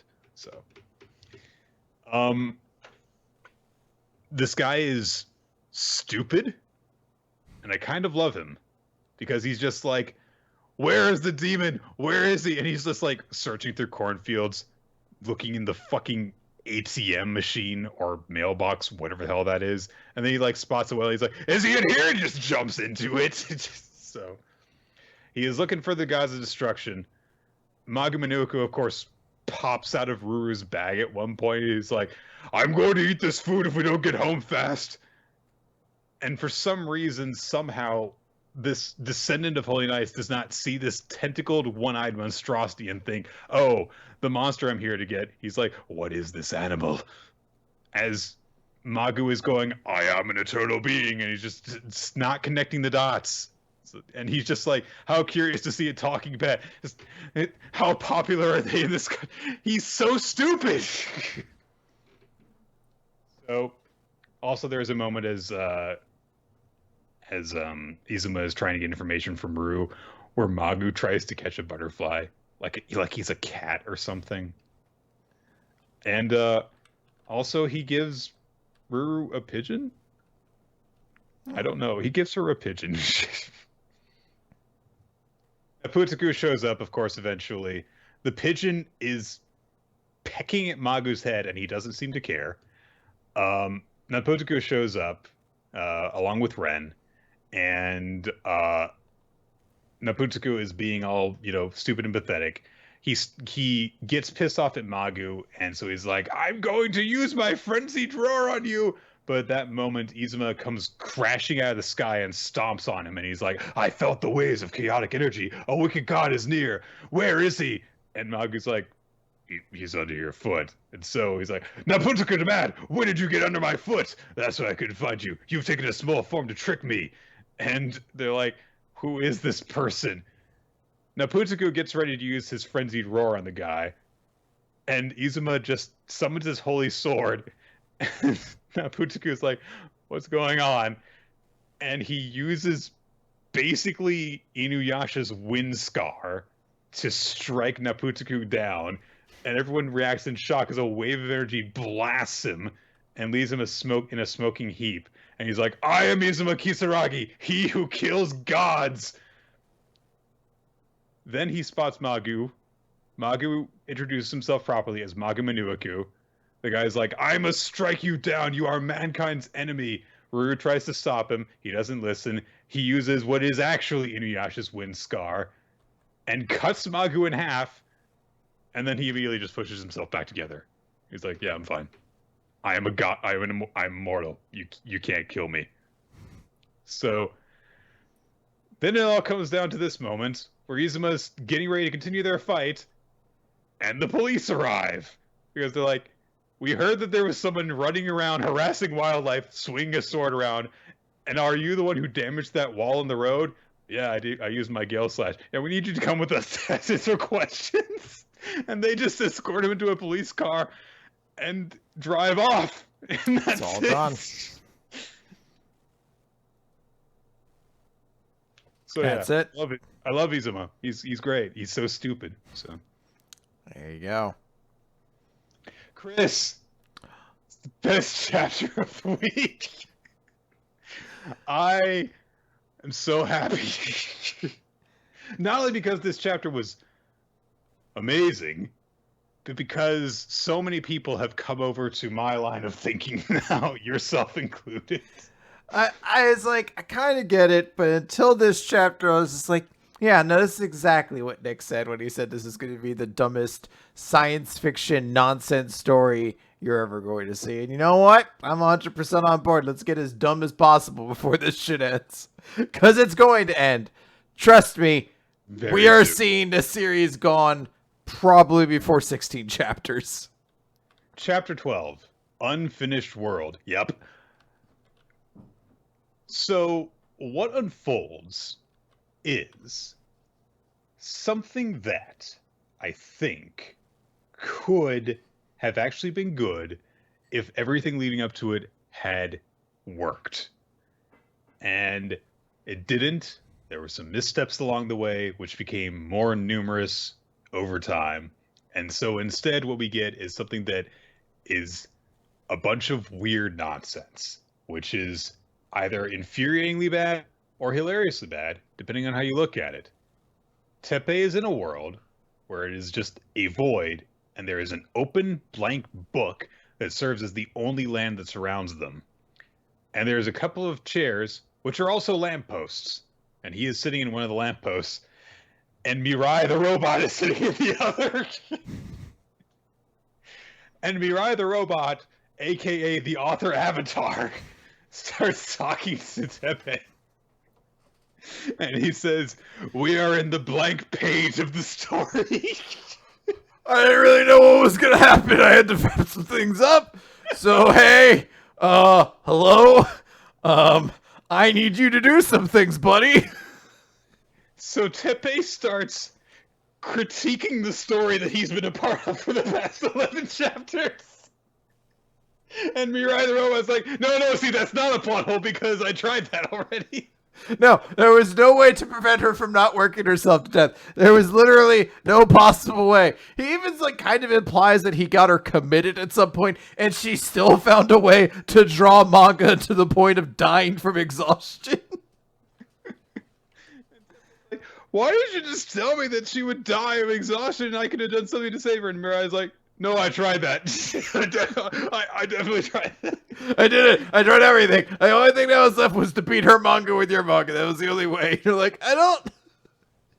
You could have just told people she would have died for making her manga. It probably was a better way than this. So Mirai, aka the Ghost of Christmas Present, takes Teppei to Aino's apartment where she has collapsed. I guess it's actually in the past because there's nobody in the apartment and her body hasn't been moved, so it would have been when she actually collapsed and not when people found her. And yeah, Mirai the robot says, I couldn't stop this from happening because she was chasing her dream. She was completely at the mercy of her all-consuming dream to draw manga that all of humanity can enjoy. When someone's chasing their true dream, the flames of that passion cannot be extinguished by anything. Freedom of the heart is one thing that no one can take away. And then Mirai the robot turns outside of the panel and points to it and says, that's right, One Piece is bad because it gives people dreams. And she says, in every timeline, she would follow her dream to self-destruction. That left destroying her dream itself as the only option to save her. And Teppei's like, what you talking about, Mirai? And Mirai says, that is the plot of this story. Teppei Sasaki, you were the villain I cast to destroy the dreams of the protagonist Itsuki Aino and the hero who would save her. My plan was to give you White Knight, the great masterpiece that she had been working on, so that you would put it out into the world first. This would crush her and make her give up on her dream. I really want to see the alternate timelines that happen where he's like, I tried everything and she always dies. I tried having someone go up and say, stop, and she didn't, and then she died. And then there was another timeline where I had someone come in and hide all of her pens, but she bought a new one, and then she died. And then I had someone break in and unscrew the screws on the back of her chair, but then she sat in it trying to work and broke her head and died. She always dies. I'm going to read all of Teppei's lines if I read any of them in the voice of Bill Murray, because clearly this is like a really weird version of Groundhog Day now. And Bill Murray's voice is inappropriate for Mirai the insane robot. So she's like, so she still didn't give up on her dream when that happened. So then I texted you. I was like, who dis? And then I was like, destroy her dream by beating her with anima. This seems like it was the least thought out of all of his plans, though, considering it was not his original plan in this timeline. So I guess that's why there was some shaky logic to it. So she's like, I wanted you to beat her to make it clear she couldn't beat you. And Teppei's like, but I suck at manga. And Teppei is like, well, why didn't you tell me? Why didn't you tell me about... I can't do a Bill Murray, never mind. Because, so, Mirai's like, if I told you that, it would have only confused you. His refrigerator was talking to him! He's like, I didn't want to scare you. As your lightning refrigerator shoots out like pixels of dirt to create messages. The confusion he actually refers to is saying, like, if I had told you the whole story, it would have made you question whether it was better to die than have one's dreams crushed. Mate, this is the guy who was totally cool with just ripping off this manga, no questions asked. I think that you should have had a little more faith in him. So, but basically, Mariah's like, my mission is to protect Aino, no matter what. I want her to live even if her dreams are broken. That's how a parent feels. And Teppei's like, parent? Ignore that! Don't look at that man behind the curtain! So he's like, yeah, it didn't work because she's really talented and you suck at manga. So anyway. But then Mirai takes Teppei to a different time. To when his parents' house. And he says, see, in the original timeline, lightning never struck your building. You went on to have a regular job, but you never stopped drawing manga. 8 years after that point, you got a one-shot into Weekly Shonen Jump.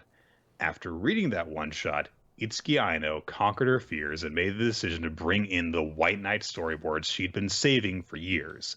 You didn't take her statement seriously, but she was correct. At your most basic level, you and she are two of a kind.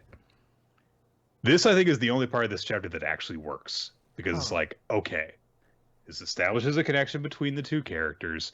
It explains why Teppei was called upon in this instance. And also, it's a nice little way of explaining why Aino's debut didn't come until 10 years after the present, when she already had all this talent.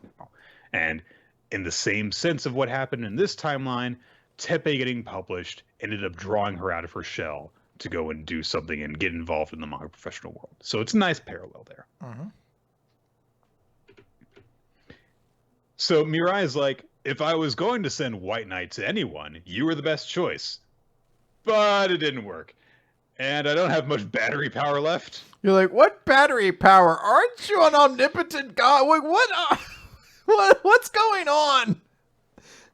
Oh, if only Time Paradox Ghostwriter would go on for more than 16 chapters, then I could explain to you why my battery runs out. I wish it could fucking somehow get super, like, I've met this fucking genie, and he's like, you could do anything. I'm like, I don't want anything rewritten. I just want every person in Japan feels compelled to go out and buy a copy of Time Paradox Ghostwriter so they make it continue, and just see him be like, actually, I got struck by lightning and now I'm supercharged. We can go on all sorts of time traveling adventures. Oh, God. So, Mirai says, I'm going to return us to 5 days before her death, and then I will stop all time. See, my battery's almost out, but I can stop all time forever. That's how time travel works. That's like a little bit of power. A large amount of power is rearranging the magnets on your refrigerator. I did it like 4 or 5 times just to fuck with you. I'm a bad robot god, so I need you to kind of help me out here with the end. Mirai explains this judgment by saying, if Aino's going to die no matter what, then I'm just going to stop time while she's alive so that she'll live forever. And Teppei's like, well, but then she'll be as good as dead. And Mirai's like, no, she won't.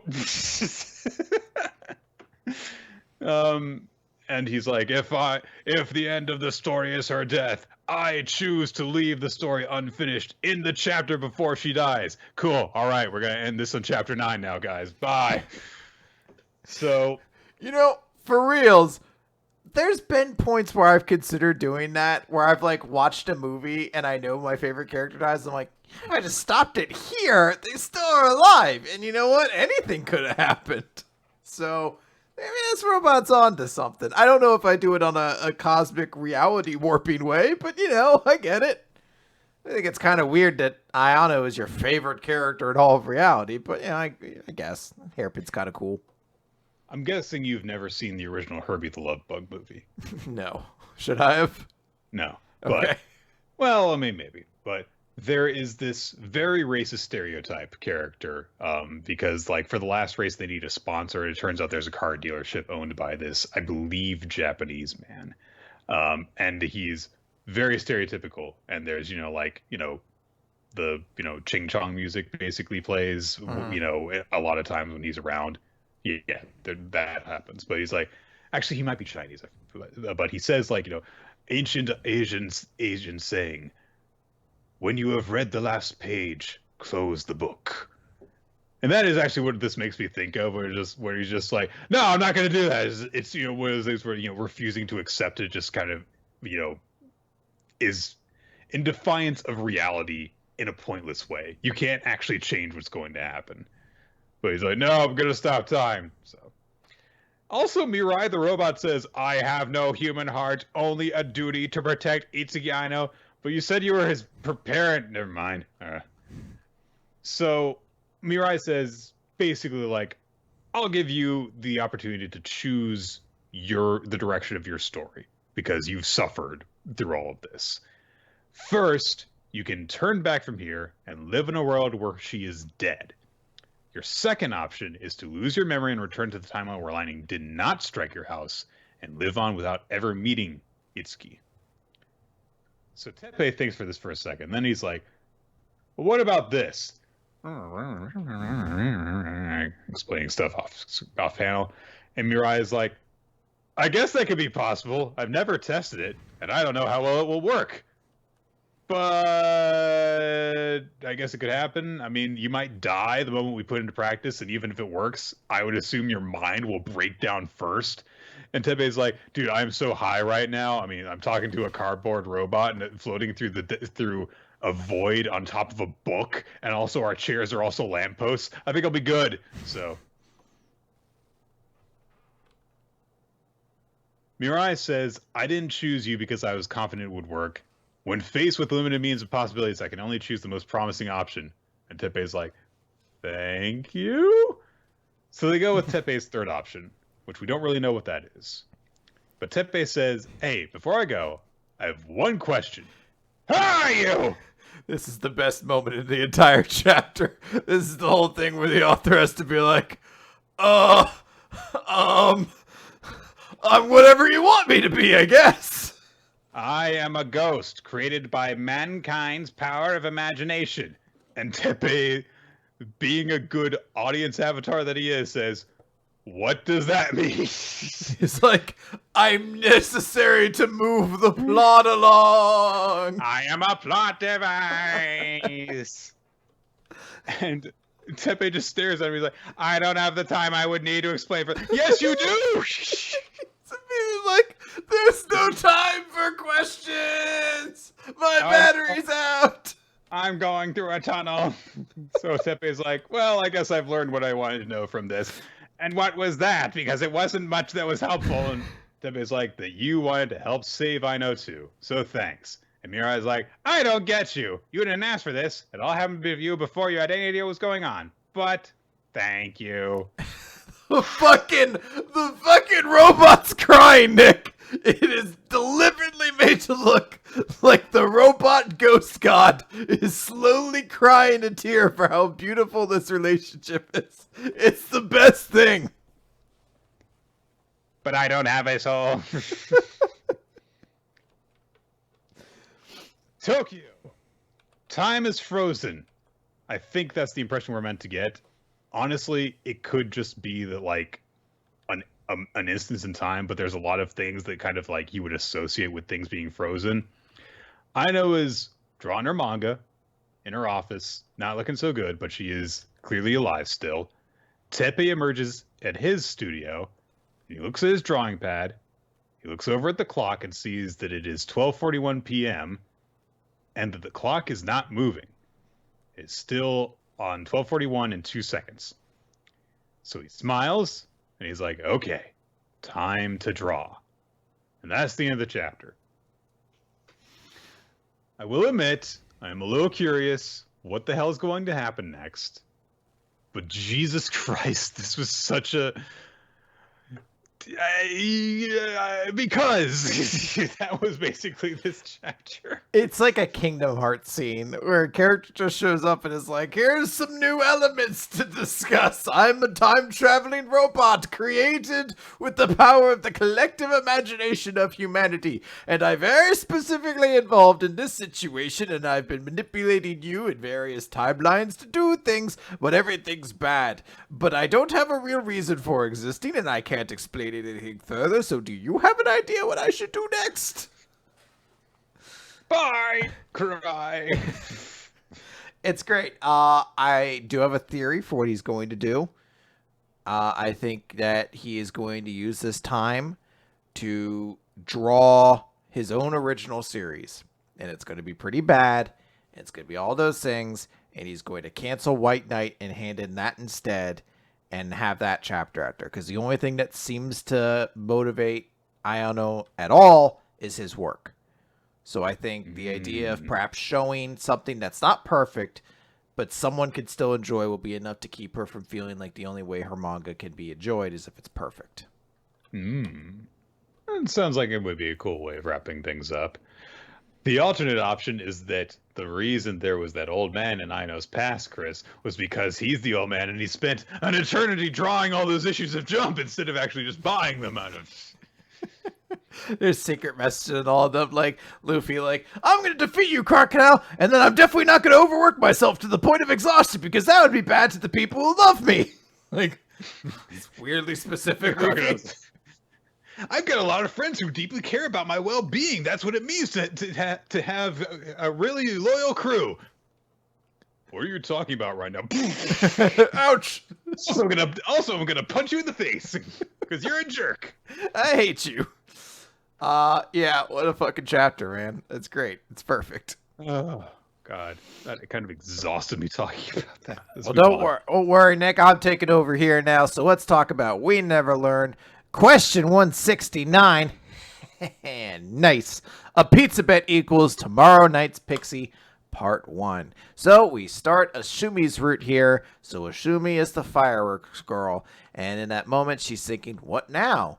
What if we really do end up together? So a little moment there. I like the expression she has in her face because she's clearly actually embarrassed and blushing, but she's also trying to shoot Yuiga like that. Hey, you know what this means? Yeah. So, Chris, the next page, I was immediately like, oh my God, thank God. Yeah. So we time skip forward about 6 years. It's not defined, but based off of where Asumi was in her career at the time to where she is now, it seems as about 6 or 7 years have passed.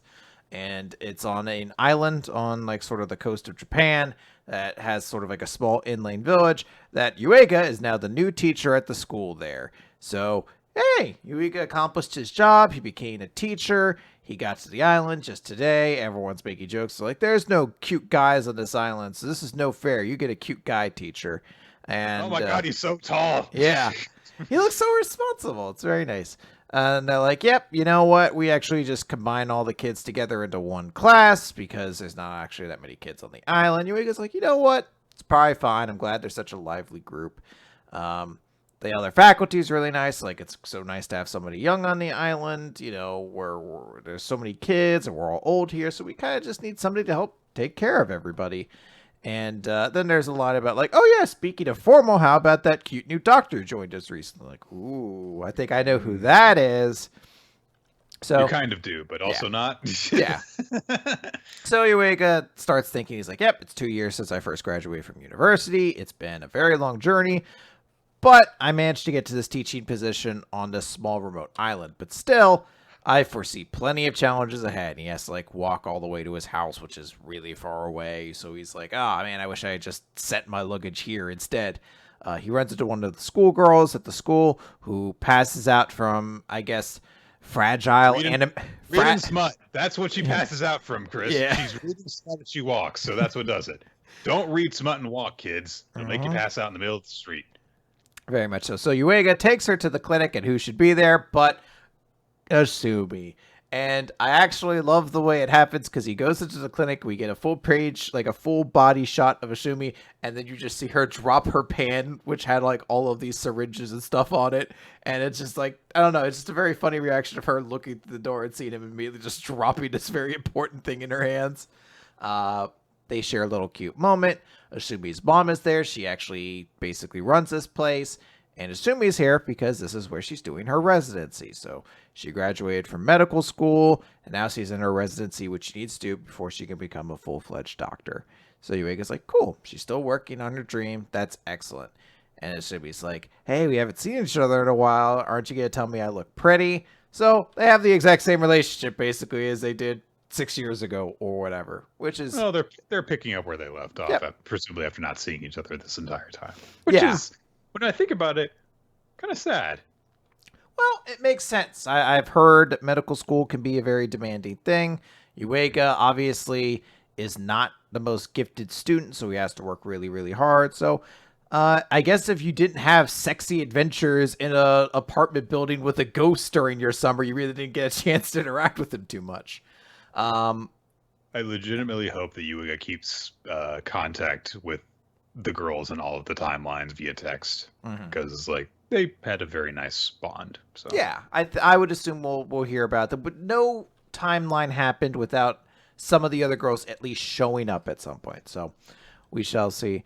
They have their little cute little moment, but basically he heads home, thinks about how he saw Asumi and doing all these things, and he's like, wow, I can't believe we ended up on the same island and everything like that. He did also see Asumi was having some issues with sewing patients up, doing the stitch work. Her mom was like telling her, you need more practice about this. And he's just like, yeah, you know what? Now I think about it, she did kind of get prettier. And they think about their time together, be like, yeah, you know, you really supported me a lot. So we'd be like, maybe I should give you a kiss this time. And Yuiga just be like, I'm not falling for that. But then she does kiss him. And he's like, you know, the lesson of the school festival, do you remember? What if we really do end up together? And he's got to shake his head. He's like, I can't get into those thoughts right now. Goes to his house. It's a pretty nice room.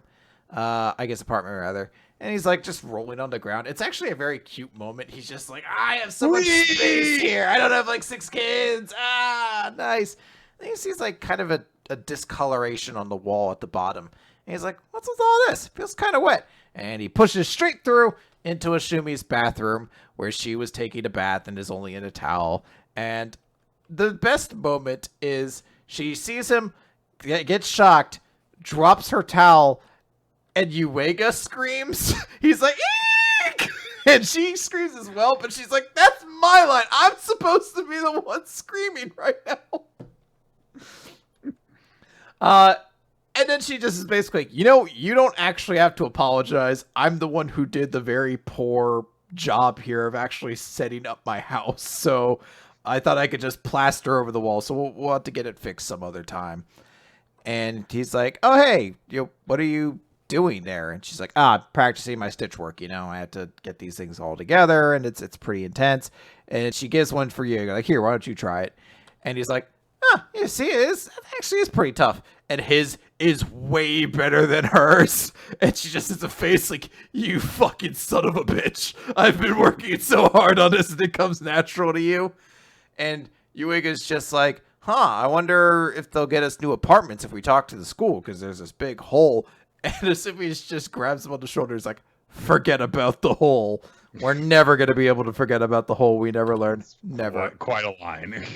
And she just says, hey, whenever you have the time, starting from tomorrow morning until night, I want you to help me practice as much as possible. And in return, I'll show you some of my appreciation.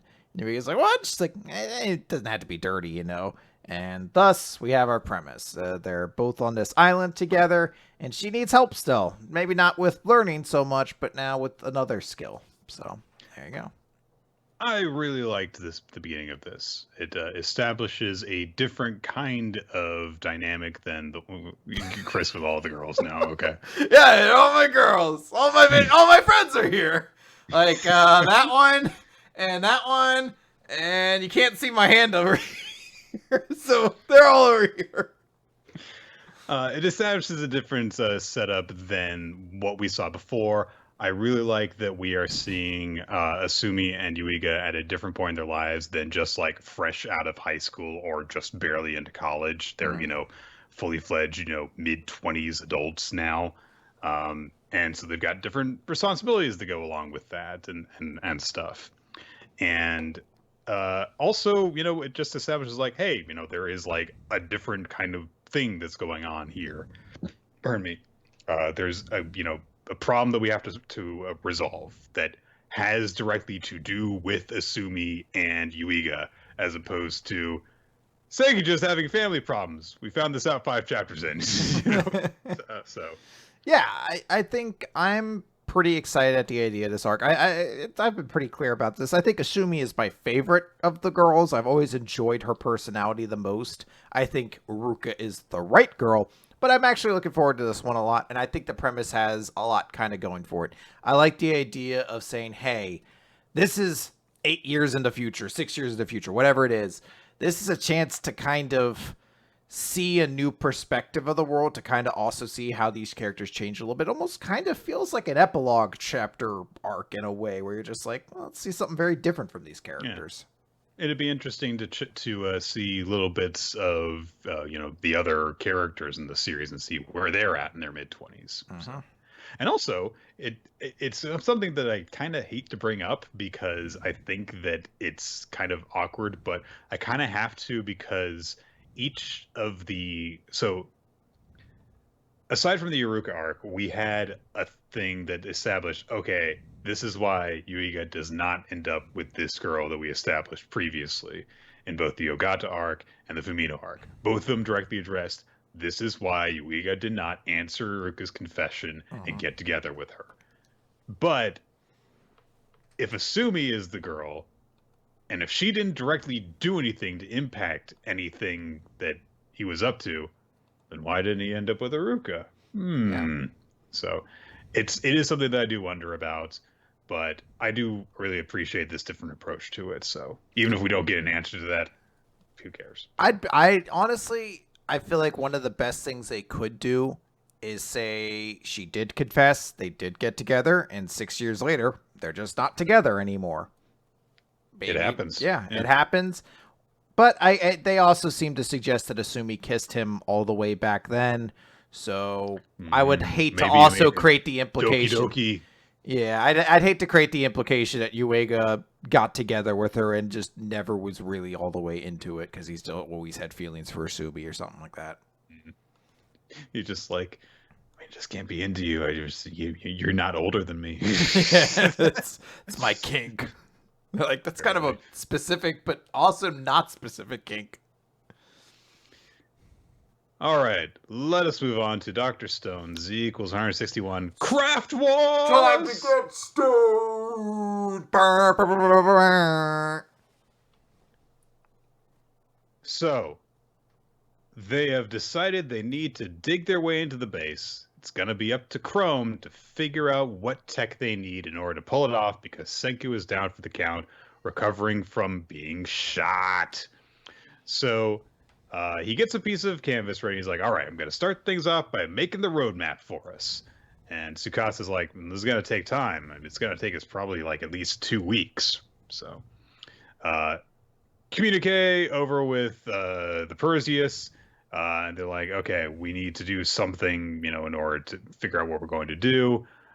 We have to figure out what the enemy's going to do. Zeno and his people could show up at any time and demand our surrender. So what's going to happen here? They're like, okay, if worst possible situation is they're going to attack us immediately using like some sort of high-speed vessel. And when are they going to do that? So Ryusui just surmises, okay, we need to convince them that it's a bad idea to strike rashly. We need to have them think that they have to wait a couple of weeks until they're like dead certain they can take us down. So what they do is they have Ukyo shoot an arrow, which has the petrification device, at the door of the facility that Zeno is, huddled up in. And of course, Ginro's like, we're just handing over that weapon, and Nikki's like, it's out of juice, so it can't, whatever. So it's brought over to Zeno, of course, and Ryusui basically is like, okay, so a scientist of Zeno's caliber is going to see that thing and realize that it is hypertech, way beyond the technological capabilities of the 21st century. And so they're like, is that going to actually work, though? And Ryusui's like, it won't work on its own. We'll need someone with a lie with a phony explanation. And, of course, Ken is there, and he's immediately like, the petrification device! So, he fibs, of course, as he basically immediately figures out what the hell is going on and what he's supposed to do. And he's like, oh yeah, on this island we found so many of them, and they all to petrify everything. It's like that thing that made the worldwide petrification happen. Oh yeah. Of course people are doubting this, and this guy is like hauling some equipment nearby, and he's like, we don't really believe anything you say now at face value after, you lied about your leader. It wasn't Dr. Taiji, it was Dr. Senku. And again, just like, really? It was? Oh, I mean, I just kind of thought they were. The two of them are inseparable. And I do like the detail that, Zeno kind of thinks back to knowing what he knows about Senku, the fact that Taiji was always with them. So it's like, there is just enough of a hint of the truth there that you can't just dismiss him out of hand. So he's like, all right. So he says, putting aside Gen's trustworthiness, this machine is very technologically advanced. And Stan is like, well, how the hell does this thing work? How long does it work? What's its range? Yes, Stan is back at the base. So they're like, Gen's like, oh, I don't know any of that stuff because it's close to kept secret from the battle team. But it's just like that thing that petrified everyone on the Earth, so it's really dangerous. Yeah, it's really bad. Yeah. So Zeno says, this is unexplained science. We have no method by which to verify your claim. Not that it matters. At that moment, the large muscular woman that we saw several chapters ago comes up behind Gen and applies the Great Kali vice grip. He really does. It's pretty much exactly all it is. Then she starts going, ah! Basically, she is making sure that Gen can't hear anything. Which Gen immediately realizes, but he's like, okay, as they start walking through the facility, and Stan and Zeno are now allowed to have a private discussion. And Stan inquires how the you-know-what is coming along, because once it's ready, the petrification device won't matter, because they won't even have time to toss it. And Zeno goes further into the facility. He calls out for Dr. Brody, whom he is counting on with his golden right arm. Dr. Brody is presumably the large man who was hauling equipment around before. He's got mad scientist goggles on. And Zeno wants to know how long it's going to take to complete his device. And he says 2 weeks. So they're happy about that. But Gen is like, okay, I don't really know what the hell is going on here. But if nothing else, I've managed to buy us a little bit of time. So it is a race between the two sides for the two devices that they're working on. The mysterious volcano that Dr. Brody is working on, whatever the hell that is, and of course the tunneling machine that Chrome is working on. And both of them are. So basically, we now know the time limit is 2 weeks for the Kingdom of Science to work on. Measurements get taken so that they know exactly how far they need to tunnel, using triangulation, which is a very handy way of telling distance. Chrome has to do a lot of long arithmetic, which hurts his brain, but he manages to pull it off and figure out exactly how far their current position is from the base. And then he's like, all right, I've got it. Here's my original roadmap for Dr. Chrome's first big invention. And so they've got it. I do like that it's a different art style than the kind that we always see whenever Senku makes one. It's a lot more roughshod and kind of cartoonish. And so he's like, okay, we're going to start here. We got to use an engine and iron and use Kaseki's bad skills. And there's all sorts of stuff like, puff machines. But he introduces, like, the baddest part is this thing in the middle.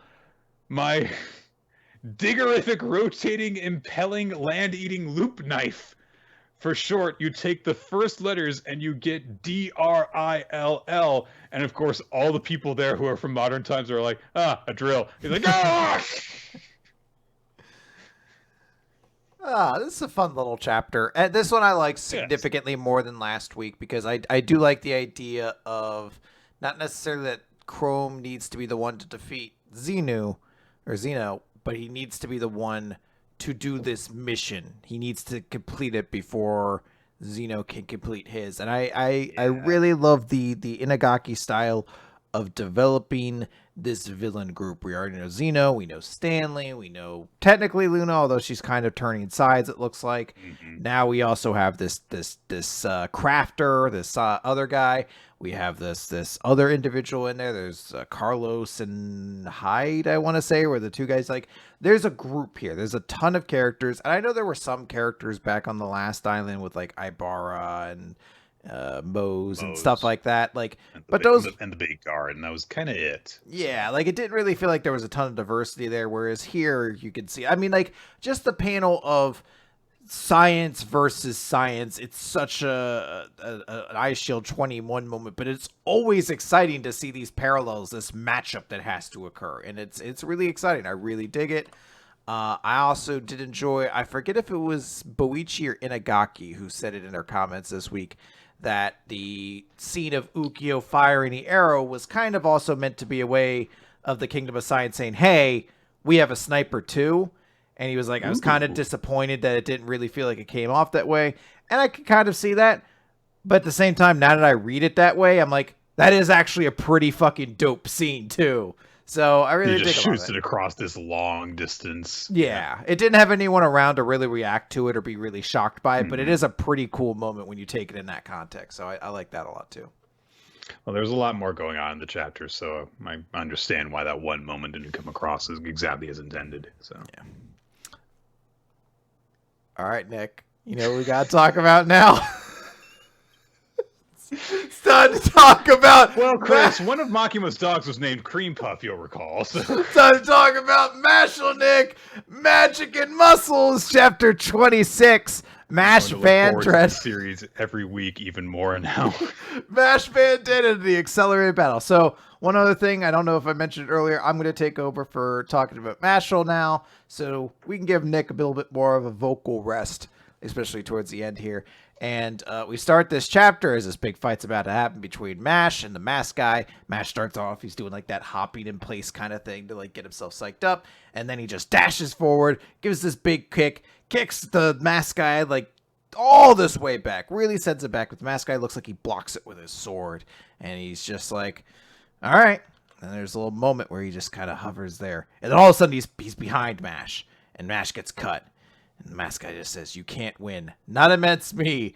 Abyss Razor, the second fang of the Magialupus. Abyss Razor. I swear to God, I am planning to put together one of those, like, your birthday plus your first letter of your name list for name your Mashle character. I'm just going to find cool words in English and just combine them in there. So he's surrounded by all these arrows, much like that one character from Soul Eater. I can't remember who it was, but that was a very visual thing they did too. And then he actually steps on one of the arrows and says, "Accelerate." And he dashes forward, and all of a sudden he's now past Mash, and he cuts him. This is interesting because that looks like magic. But this person seemed to imply they don't have magic. In fact, several times throughout this chapter, Abyss says, like, we are supposed to be the same, so why does he have this magic? So he's basically like, hey, you know what? Do you get it now? We're incomparable. You can continue challenging me now, but I'm not going to go easy on you. And Mash just interrupts, so he's like, doesn't matter. None of that matters. None of it. So Abyss says, okay, live in peace with your family, was it? How revolting. And we just see a close-up panel of his eye. And I always forget how great the art in Mashle can be in those moments, because it's a terrifying visual of just like this tiny iris inside of this mask and just the malice in its eyes. And he's like, to think someone could share my circumstances and still think that way. You've really been blessed. Fine then. Show me your best. And he reveals this visual of Lemon, show a hologram that shows Lemon basically in like the crucifix position, and there are these like different orbs that are draining things from her. And he explains, yep, this device drains magic power. In 30 minutes, she'll be completely drained, and she will lose everything. She will have no more magic left. She'll lose her mark. She'll never be able to cast magic again. What do you think? Now your friend will be just like you. Doesn't that make you happy? And Master says, you can't be serious, because if you are, that mask is coming off in pieces. So Abyss is like, all right, fine, let's do this, and sends a shit ton of arrows out. They're surrounding Mash in all different directions. He calls it the Accelerate Sphere, and is just slashing Mash apart in all the directions, and finally steps on one and drives forward with a lunge that goes straight through Mash's abdomen. And it's a moment where he's like, yep, anyone can spout high-minded ideals, but in the end, it's just talk. You're incapable of saving anyone. He's like, oh, hold on a moment. I can't pull out my sword. And Mash says, caught you! And the dude's like, holy shit, he clenched his abdominal muscles to catch me. And Mash just grabs him by the neck of his, by the collar of his shirt and says, my abs are pretty toned, aren't they? And you just get a one-page spread of him headbutting the guy straight in the face and shattering his mask. It's fucking glorious. He straight up Zaraki'd him. He straight up did. It's such a terrifying, because I'm like, visually I'm thinking about, I'm like, that would hurt so much to be cut somewhere like that and then have to flex that muscle that tightly. Oh yeah, because you're like tearing the muscles more as they tighten around the blade in order to do that. But it's so creative in the way, because we've seen that before, I'll be purposely hurt so I can catch the person, but just the idea of, I can get stabbed in the stomach and then flex my muscles so that I can punch you in the face, you fast little dick. Oh. I read this chapter 4 times, and every time I got so excited at the end. It's really cool. I mean, Mashle has been demonstrating recently is it can do really cool fight scenes too. The Abyss Razor. Abyss Razor is the best name. His technique actually greatly reminds me of one of the early fights in Demon Slayer. Where there's arrows involved and stuff, but the arrows are used very differently. But it's the same visual and stuff. But it's cool. It's a little bit weird how this thing kind of paces itself out. Reading this chapter, it almost kind of made me think that there was a chapter that was missing right beforehand. But I don't know, what we got from this was really cool. So yeah, I really dug it. Mission Yozakura family. What is behind you right now? Oh, we're talking about Mission Yozakura family, so I guess. Oh.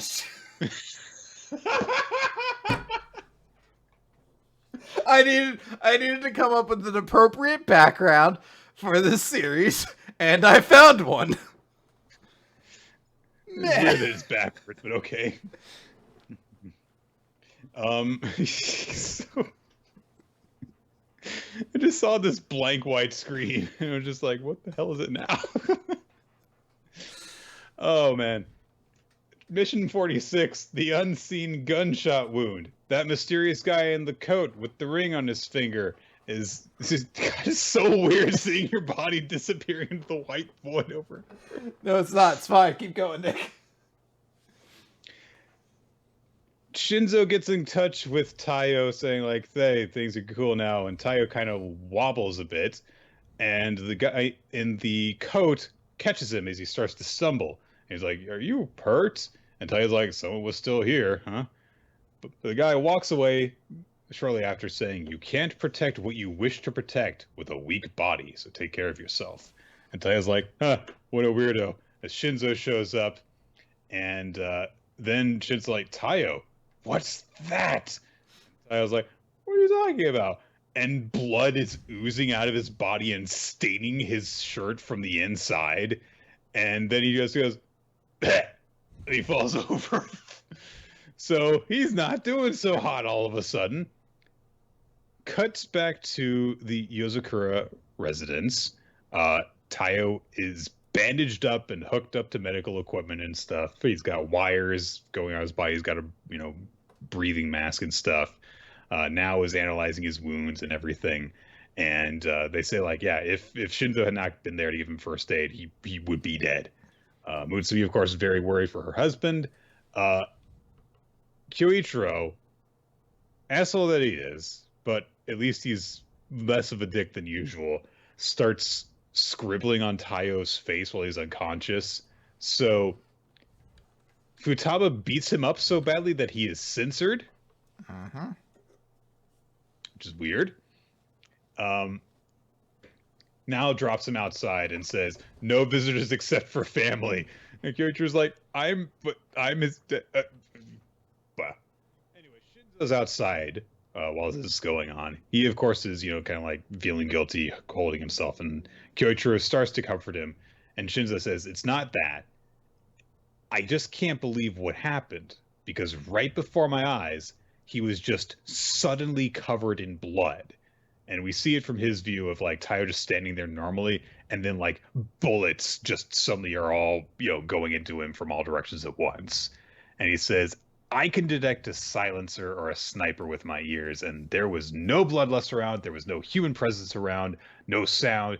The only thing I can think of is that he was attacked before I arrived, and his body had a delayed reaction to it, like when you don't realize when you've been cut by a master till later. That sort of thing is normally impossible, but if anyone could do something like that, it would be that person. My favorite thing in manga, where you could just address somebody's name, but you just use some vague term instead. Ano hito. So we get more weird spy family nonsense, because apparently the cuckoo cloud is actually an alarm, and they like give an indication of like, yeah, like the different cause mean that there's different numbers of intruders. Who cares? There's a lot of intruders outside. There are over 1,000 people. Many of whom are mutated because they took the super we stole from the Yozakura family gene drug thing.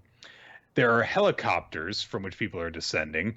And Yama, leader of the Cherry Blossom Leaf Hazakura Battalion, is there, and he is leading them, and his eyes all clenched up. And he's getting word from the doctor guy, who's like, we'll get rid of the troublesome Yozakura family in one fell swoop, except for Mutsumi. That's right, I too am obsessed with Mutsumi.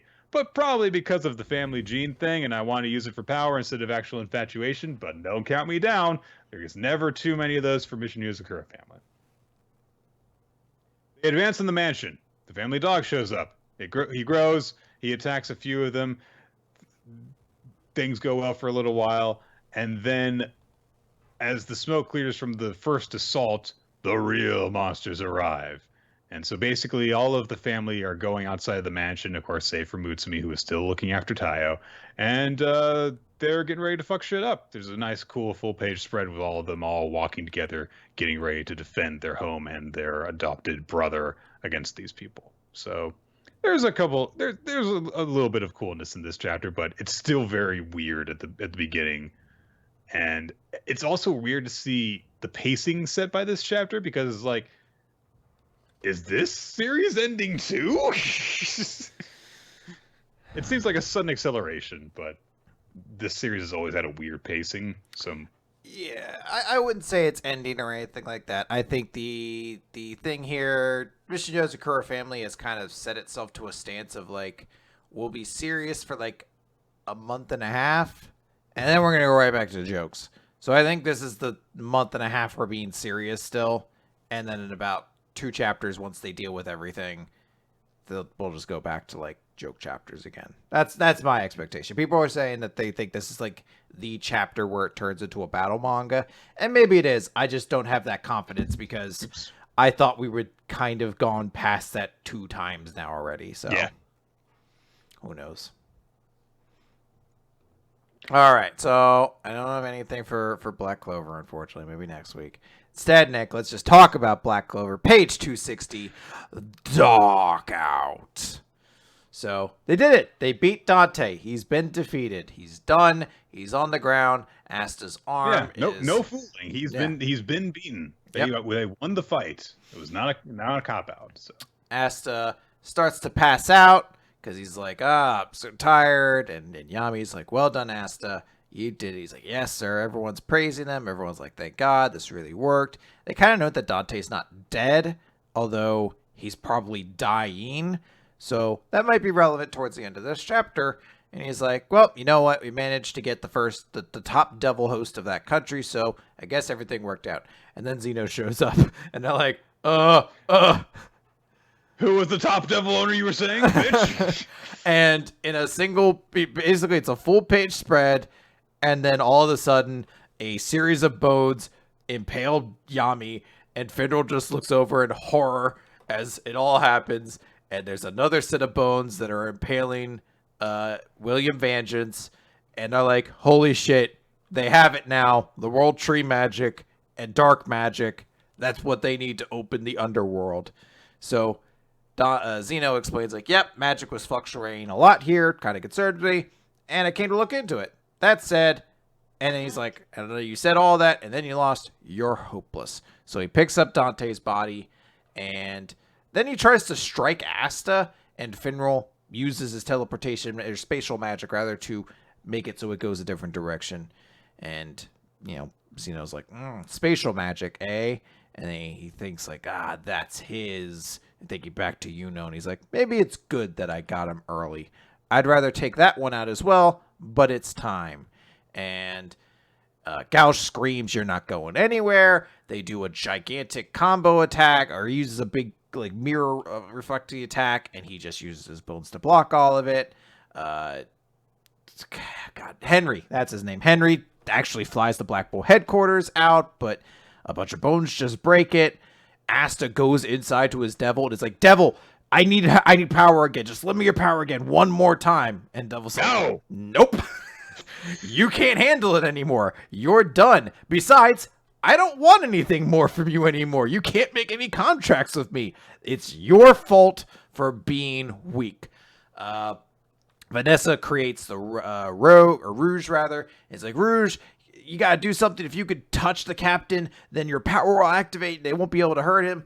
But then he just zaps it away, basically. And then walks through the portal, and Yami looks out to everybody, and they have to watch as the portal closes behind them, and the Black Bulls are left defeated, their master and captain having been taken away. This is a great chapter. Yeah. This is an astoundingly great chapter. It did something that Black Clover has never done effectively before, which is it has left the Black Bulls taking a huge loss, suffering great defeat after they did their best and just got outmaneuvered at the very end. It's a great way of kind of protecting them because they had this whole huge drawn out battle with a very powerful opponent ahead of time, and then someone else just swooped in and took advantage of them in their weakened state in order to get away with something that made them weaker because he's taken away their greatest asset in Captain Yami. And it leaves Asta with huge obstacle to overcome because he has been confronted with this observation by the devil inside him that you're too weak. This is, that's all. You don't have anyone to blame for but yourself for just being too weak to be able to make a difference right now, and that's it. And I really love the sequence where everyone is doing everything they can to try and stop this guy from getting away from Yami. There is no question of, well, why didn't you try and do something? Why didn't you try and do something? Either someone was down for the count, or they did their damnedest to try and stop him, and he just stepped away through the portal. So it's great.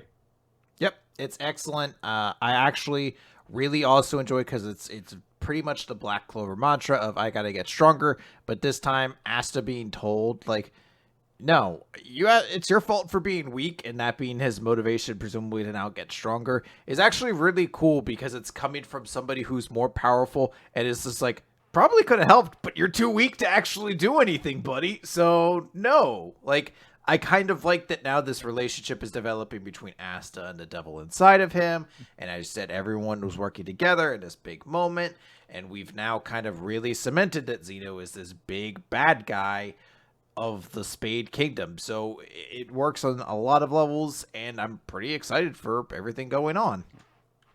A couple other small details that didn't really get brought up before. Asta's arm does appear to be permanently black and demonic right now, and it is, when it's just, like a calm scene at the very beginning, it really is just like, oh wow, yeah, that's kind of nasty looking when you just look at it while he's not in the middle of a fight. And also there's some more ship teasing with Gray and Gauche. Yep. There's a little bit of moments there. I also like the visual of the last panel of Asta looking at the portal closing, and the only thing left in the foreground is Yami's sword stuck to the ground. It's the only thing they have left of him now. Yeah.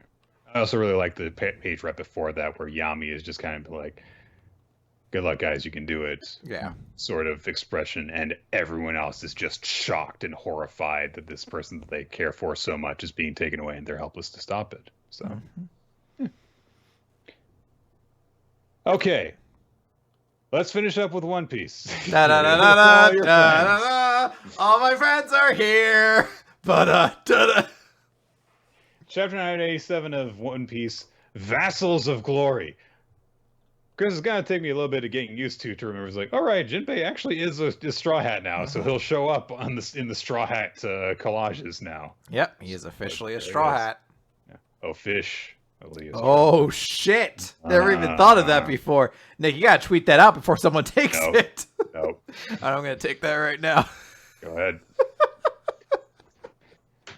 We get a set of flashbacks basically from, I believe, all from Kaido's perspective of his different experiences and of, his confrontation with Kinemon, being wounded by him in their battle, Kinemon saving the Akazaya and having them all flee, and then Kaido shooting him in the head, and then his body falling in the boiling oil. Thinking of all that, while in the present, all of the Akazaya are pushing him off a balcony and stabbing their swords into him. It's pretty gruesome and great because they're just going all in on him, and their blades are actually hurting him too, which is shocking him because he's like, what the hell? And the scar I got from Odin is hurting, and why do their blades pierce me? Are they using the same technique?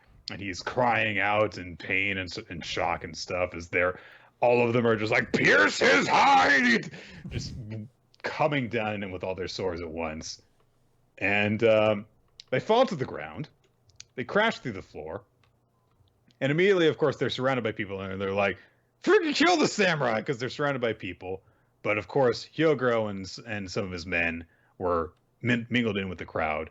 They reveal themselves and draw their weapons in order to prevent anyone from getting to the Akazaya. Big Mom is watching and is just like, this sounds fun. She just doesn't care, basically. I do kind of like how it was this big wedding. She's just like, tee, this looks fun.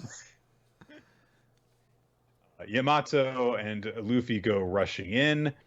God, what's her name? Ulti. She's like, I found you, Yamato, and so they clash weapons. And Ulti's like, you're gonna pay for what you did to me. Why did you do that, Yamato? And Yamato's like, it's what I should have done. This is the day I become Kozuki Odin at last. And Ulti's just like, I don't know what that means. Are you crazy or stupid? It's a great thing to have to shout at somebody. So, I love the next bit too because one of the random soldiers is like, "Young Master Yamato, there's an emergency. Your father's been attacked and the area is crawling with enemies." And Yamato's like, "I'm not on your side anymore. Let him die."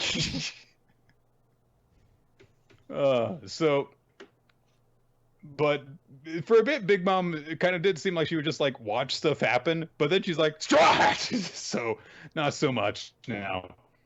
Um, Carrot and Nami utilize that opening to break themselves free, using their respective lightning attacks.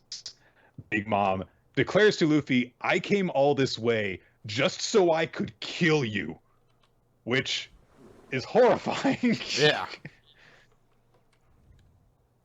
Kaido is surrounded by the Akazaya, but he's starting to get to his feet, clutching the wounds that he's been given, and he's like, Orochi's hallucinations that no one believed have come to pass. The rumors of figures at Odin Castle, Punk Hazard, Dressrosa, the lost island of Zo. Oddly enough, you have been hiding in the shadow, cast by the very man I've had my eye on, Straw Hat. So you've allied yourselves with pirates. You persevered for 20 years, and in some cases traveled through time. You managed to recruit an army, but pirates will betray you. When they know you'll lose, they will abandon you and sail away. And I've already beaten Straw Hat Luffy into submission once. And Kinemon's like, "No, you didn't." Luffy is not like you. He will one day stand at the pinnacle of the sea. If every last one of us dies, he will remain. Mark my words, daybreak will come to Wano.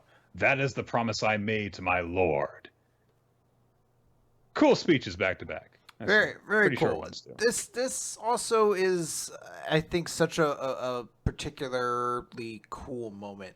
There's this visual element that kind of ties together the whole of this long, I don't know what you call it, Wano saga, Kaido saga, whatever. All these little pieces that have kind of existed, as we said, we've known Kinemon since Punk Hazard. We knew about Raizo over at Dressrosa. Seeing all these characters with all their different ways of like, you've preserved 20 years, or you traveled through time, or you've recruited an army. And all these kind of zooming in on these characters who are so very relevant to that statement and showing them all here standing around a circle of this big threat to Kaido really does add this grandiose, elegant element to this showdown that just shows how much work has been put into this storyline. It's kind of marvelous just to kind of witness. Yeah, it really feels like it's all coming together now. So Big Mom is going over towards Luffy on the performance floor, and she's like, "What the hell are you doing here, Straw Hat? And don't tell me jokes about beating Kaido." And Luffy says, "No, that's not it." He kind of pauses to think about this for a minute. Yamato's like, "It's not?" And Hyogoro's like, "What the hell are you? What were you talking about?" But Luffy explains, "It's Kaido and you and your officers and Orochi and his followers. I came here to whoop the whole lot of you. It's an all-out war." Big Mom finds this very amusing, and she's like, "Oh yeah, you kind of do that with what, a few hundred men?" And Queen's like, "Yeah." And of course, it's time for one of my favorite, probably my single favorite running gag of this arc. As Queen gets news on the phone, it's like, "There's an invading force of thousands stuck in through the rear." He's like, "Ah!" His eyes buck out, his tongue goes out. And he's like, "Yeah, the samurai we arrested in the Flower Capital, and the prisoners from Udon, the former warlord Law, all the pirates from earlier, they're all working, and they just keep coming. And Marco the Phoenix is here with Charlotte Prospero, and so the Queen gets in contact on the radio. It's just like, every last drunk on Onigashima, listen, the party's over, grab your weapons." And the battle commences, basically, on all fronts. Kaido is actually seemingly very excited by this goings on. He's like, "I'm going to show you the greatest army in the world," as he takes his dragon form and flies up into the air, and he crashes through the ceiling, while Kinemon and the other Akazayas cling on to him, seemingly, and ride him up as well. And Luffy just says, "Hey, I'll catch up with you guys later." Fuck, man. The visual of them riding all the way to the roof, and that's the place where the battles. Like, this is why Oda's so good at these moments, because all of these elements are creating a moment, and it's such a great visual. There's spatial considerations now to like kind of keep in your mind. This element of like the snow falling is very theatric. God damn, he's good. Also, the visual of Kaido taking up that much space, looking all majestic as he's framed by the moon. So Kaido says, "I think I've sobered up. If you want to do battle, an open space is best, just like the last time. Only now, Odin is dead." But Cat Viper says, "There's one more difference between that day and now. We had a feeling you wouldn't be fighting inside the dome in dragon form, so we brought many a warrior from our kingdom with us." And Kaido looks out and sees many minks gathered, all in their musketeer outfits and stuff. And Cat Viper goes on to say, "The snow is light like flower petals. The perfect night to watch the full moon." So fucking good, man. God Good damn. stuff. It is a really good chapter. I saw a fan comic someone put up on Twitter, which was like Kaido responds to this by saying, "Oh, you thought I didn't know the Mink secret," and then he just blows up the moon like Dragon Ball Z style. No. And it like cut to An error. Yeah, he's like, ah. So whoever made that, very good joke. But yeah, this is a badass chapter, and it's like, hey, fighting is starting now, and there's this showdown that has been brewing, in universe for 20 years, coming to fruition here, and we've gotten all this lead up to it in this arc as well. So cool stuff, and it's nice to be reminded also, it's like, hey, this is what our guys are actually fighting for. This is why this battle is important. So. Yep, I really, really dig it. I think this was a great chapter all around, and I'm really, really excited for the next one, which we will not get for quite some time. Yeah, the next chapter comes in 11 days. Cool. So, Chris, it was a good chapter of One Piece, but was it your favorite chapter of the week? No, Nick, it wasn't. No, it wasn't? I have to be honest. So my chapter of the week is Mashle, Magic, and Muscles, because I've become a simp for it. And I like just the end moment there of Mash headbutting him was such a cool visual, and just it got me so pumped. I read that chapter like 4 or 5 times, and I just really, really loved it. So I'm gonna be giving it to Mash. I'm giving mine to Black Clover. It was a good chapter. It surprised me, but I mean, it was emotional. It was shocking. And there were a lot of details in it that I really appreciated. So it was a nice all-around, very solid chapter. Yep. My MVP, I am going... Oh, well, I'm going to tell you mine first if you want. it. My MVP is Mirai the robot from Time Paradox Ghostwriter. Really? No character made more of an impact on me this week than this fucking ghost robot who travels through time and is clearly just an altered Deus Ex Machina, and at the end he cries a single robot tear. It's fucking beautiful, man. I don't know how it could be anyone but him. You make a powerful argument, I will admit. My character of the week, I think I'm going to give to the Holy Knight Izuma Kisaragi, because he's just such an idiot, and he made a very, very strong debut chapter for me. So there you go. Our audience picked One Piece as their chapter of the week, and it was a good chapter. And Denji from Chainsaw Man as the character of the week, and he had a very great Denji. week as well. Yeah. All right, guys, that is going to do it for this week's edition of Weekly Manga Recap. We want to thank you for joining us. We record the show here on twitch.tv/RoloT Wednesdays sometime between 7 and 8 Eastern Time in the evening. Be sure to follow us for updates, though, so you can know exactly when we're going to start recording the podcast. At WMR Podcast for the official podcast account, at RoloT, at Nick F. Time for your two hosts. You can also check out our past episodes on weeklymangarecap.podbean.com. Be sure to check out our Discord server where you can do all sorts of stuff. You can participate in an RP Discord channel if you want to. Why not? That is also where you can find the Google Doc spreadsheet maintained by Ninja X3i, which keeps track of all sorts of statistics and information in regards to the podcast, including what manga we have done recommendations on previously, which ones are kind of in the pipeline that people have recommended before. Add your voice to that if you want to recommend a series. Also, there is a section for questions for the Q&A episode that we do occasionally. We want to send special thanks to our supporters on Patreon. Patreon.com/weeklymangarecap. You allow us to create bonus content for you guys to enjoy. Special thanks as well go out to the aforementioned Ninja X3i, as well as Steve Manor Tiger Artist, who you can find in a number of different places. He drops boobs. To Infamous Planet for creating the framework for the visual edition of the podcast, and to Wesley L. Cheddar and Milo Jack Stillis for creating the opening theme of Weekly Manga Recap. That's going to do it for everyone. That's going to do it this week, everybody. I hope everybody has fun, and we're going to catch you next time right here on the Manga Podcast. And don't forget, if you're ever wondering what to feel about Mashle, just remember it's very meh. Can you say meh, kids? I'm going to be a kid show host now, Nick. Kids, can you say meh? You said Mashle, not Mission Yozakura Family. Mission Yozakura Family. You know what I said.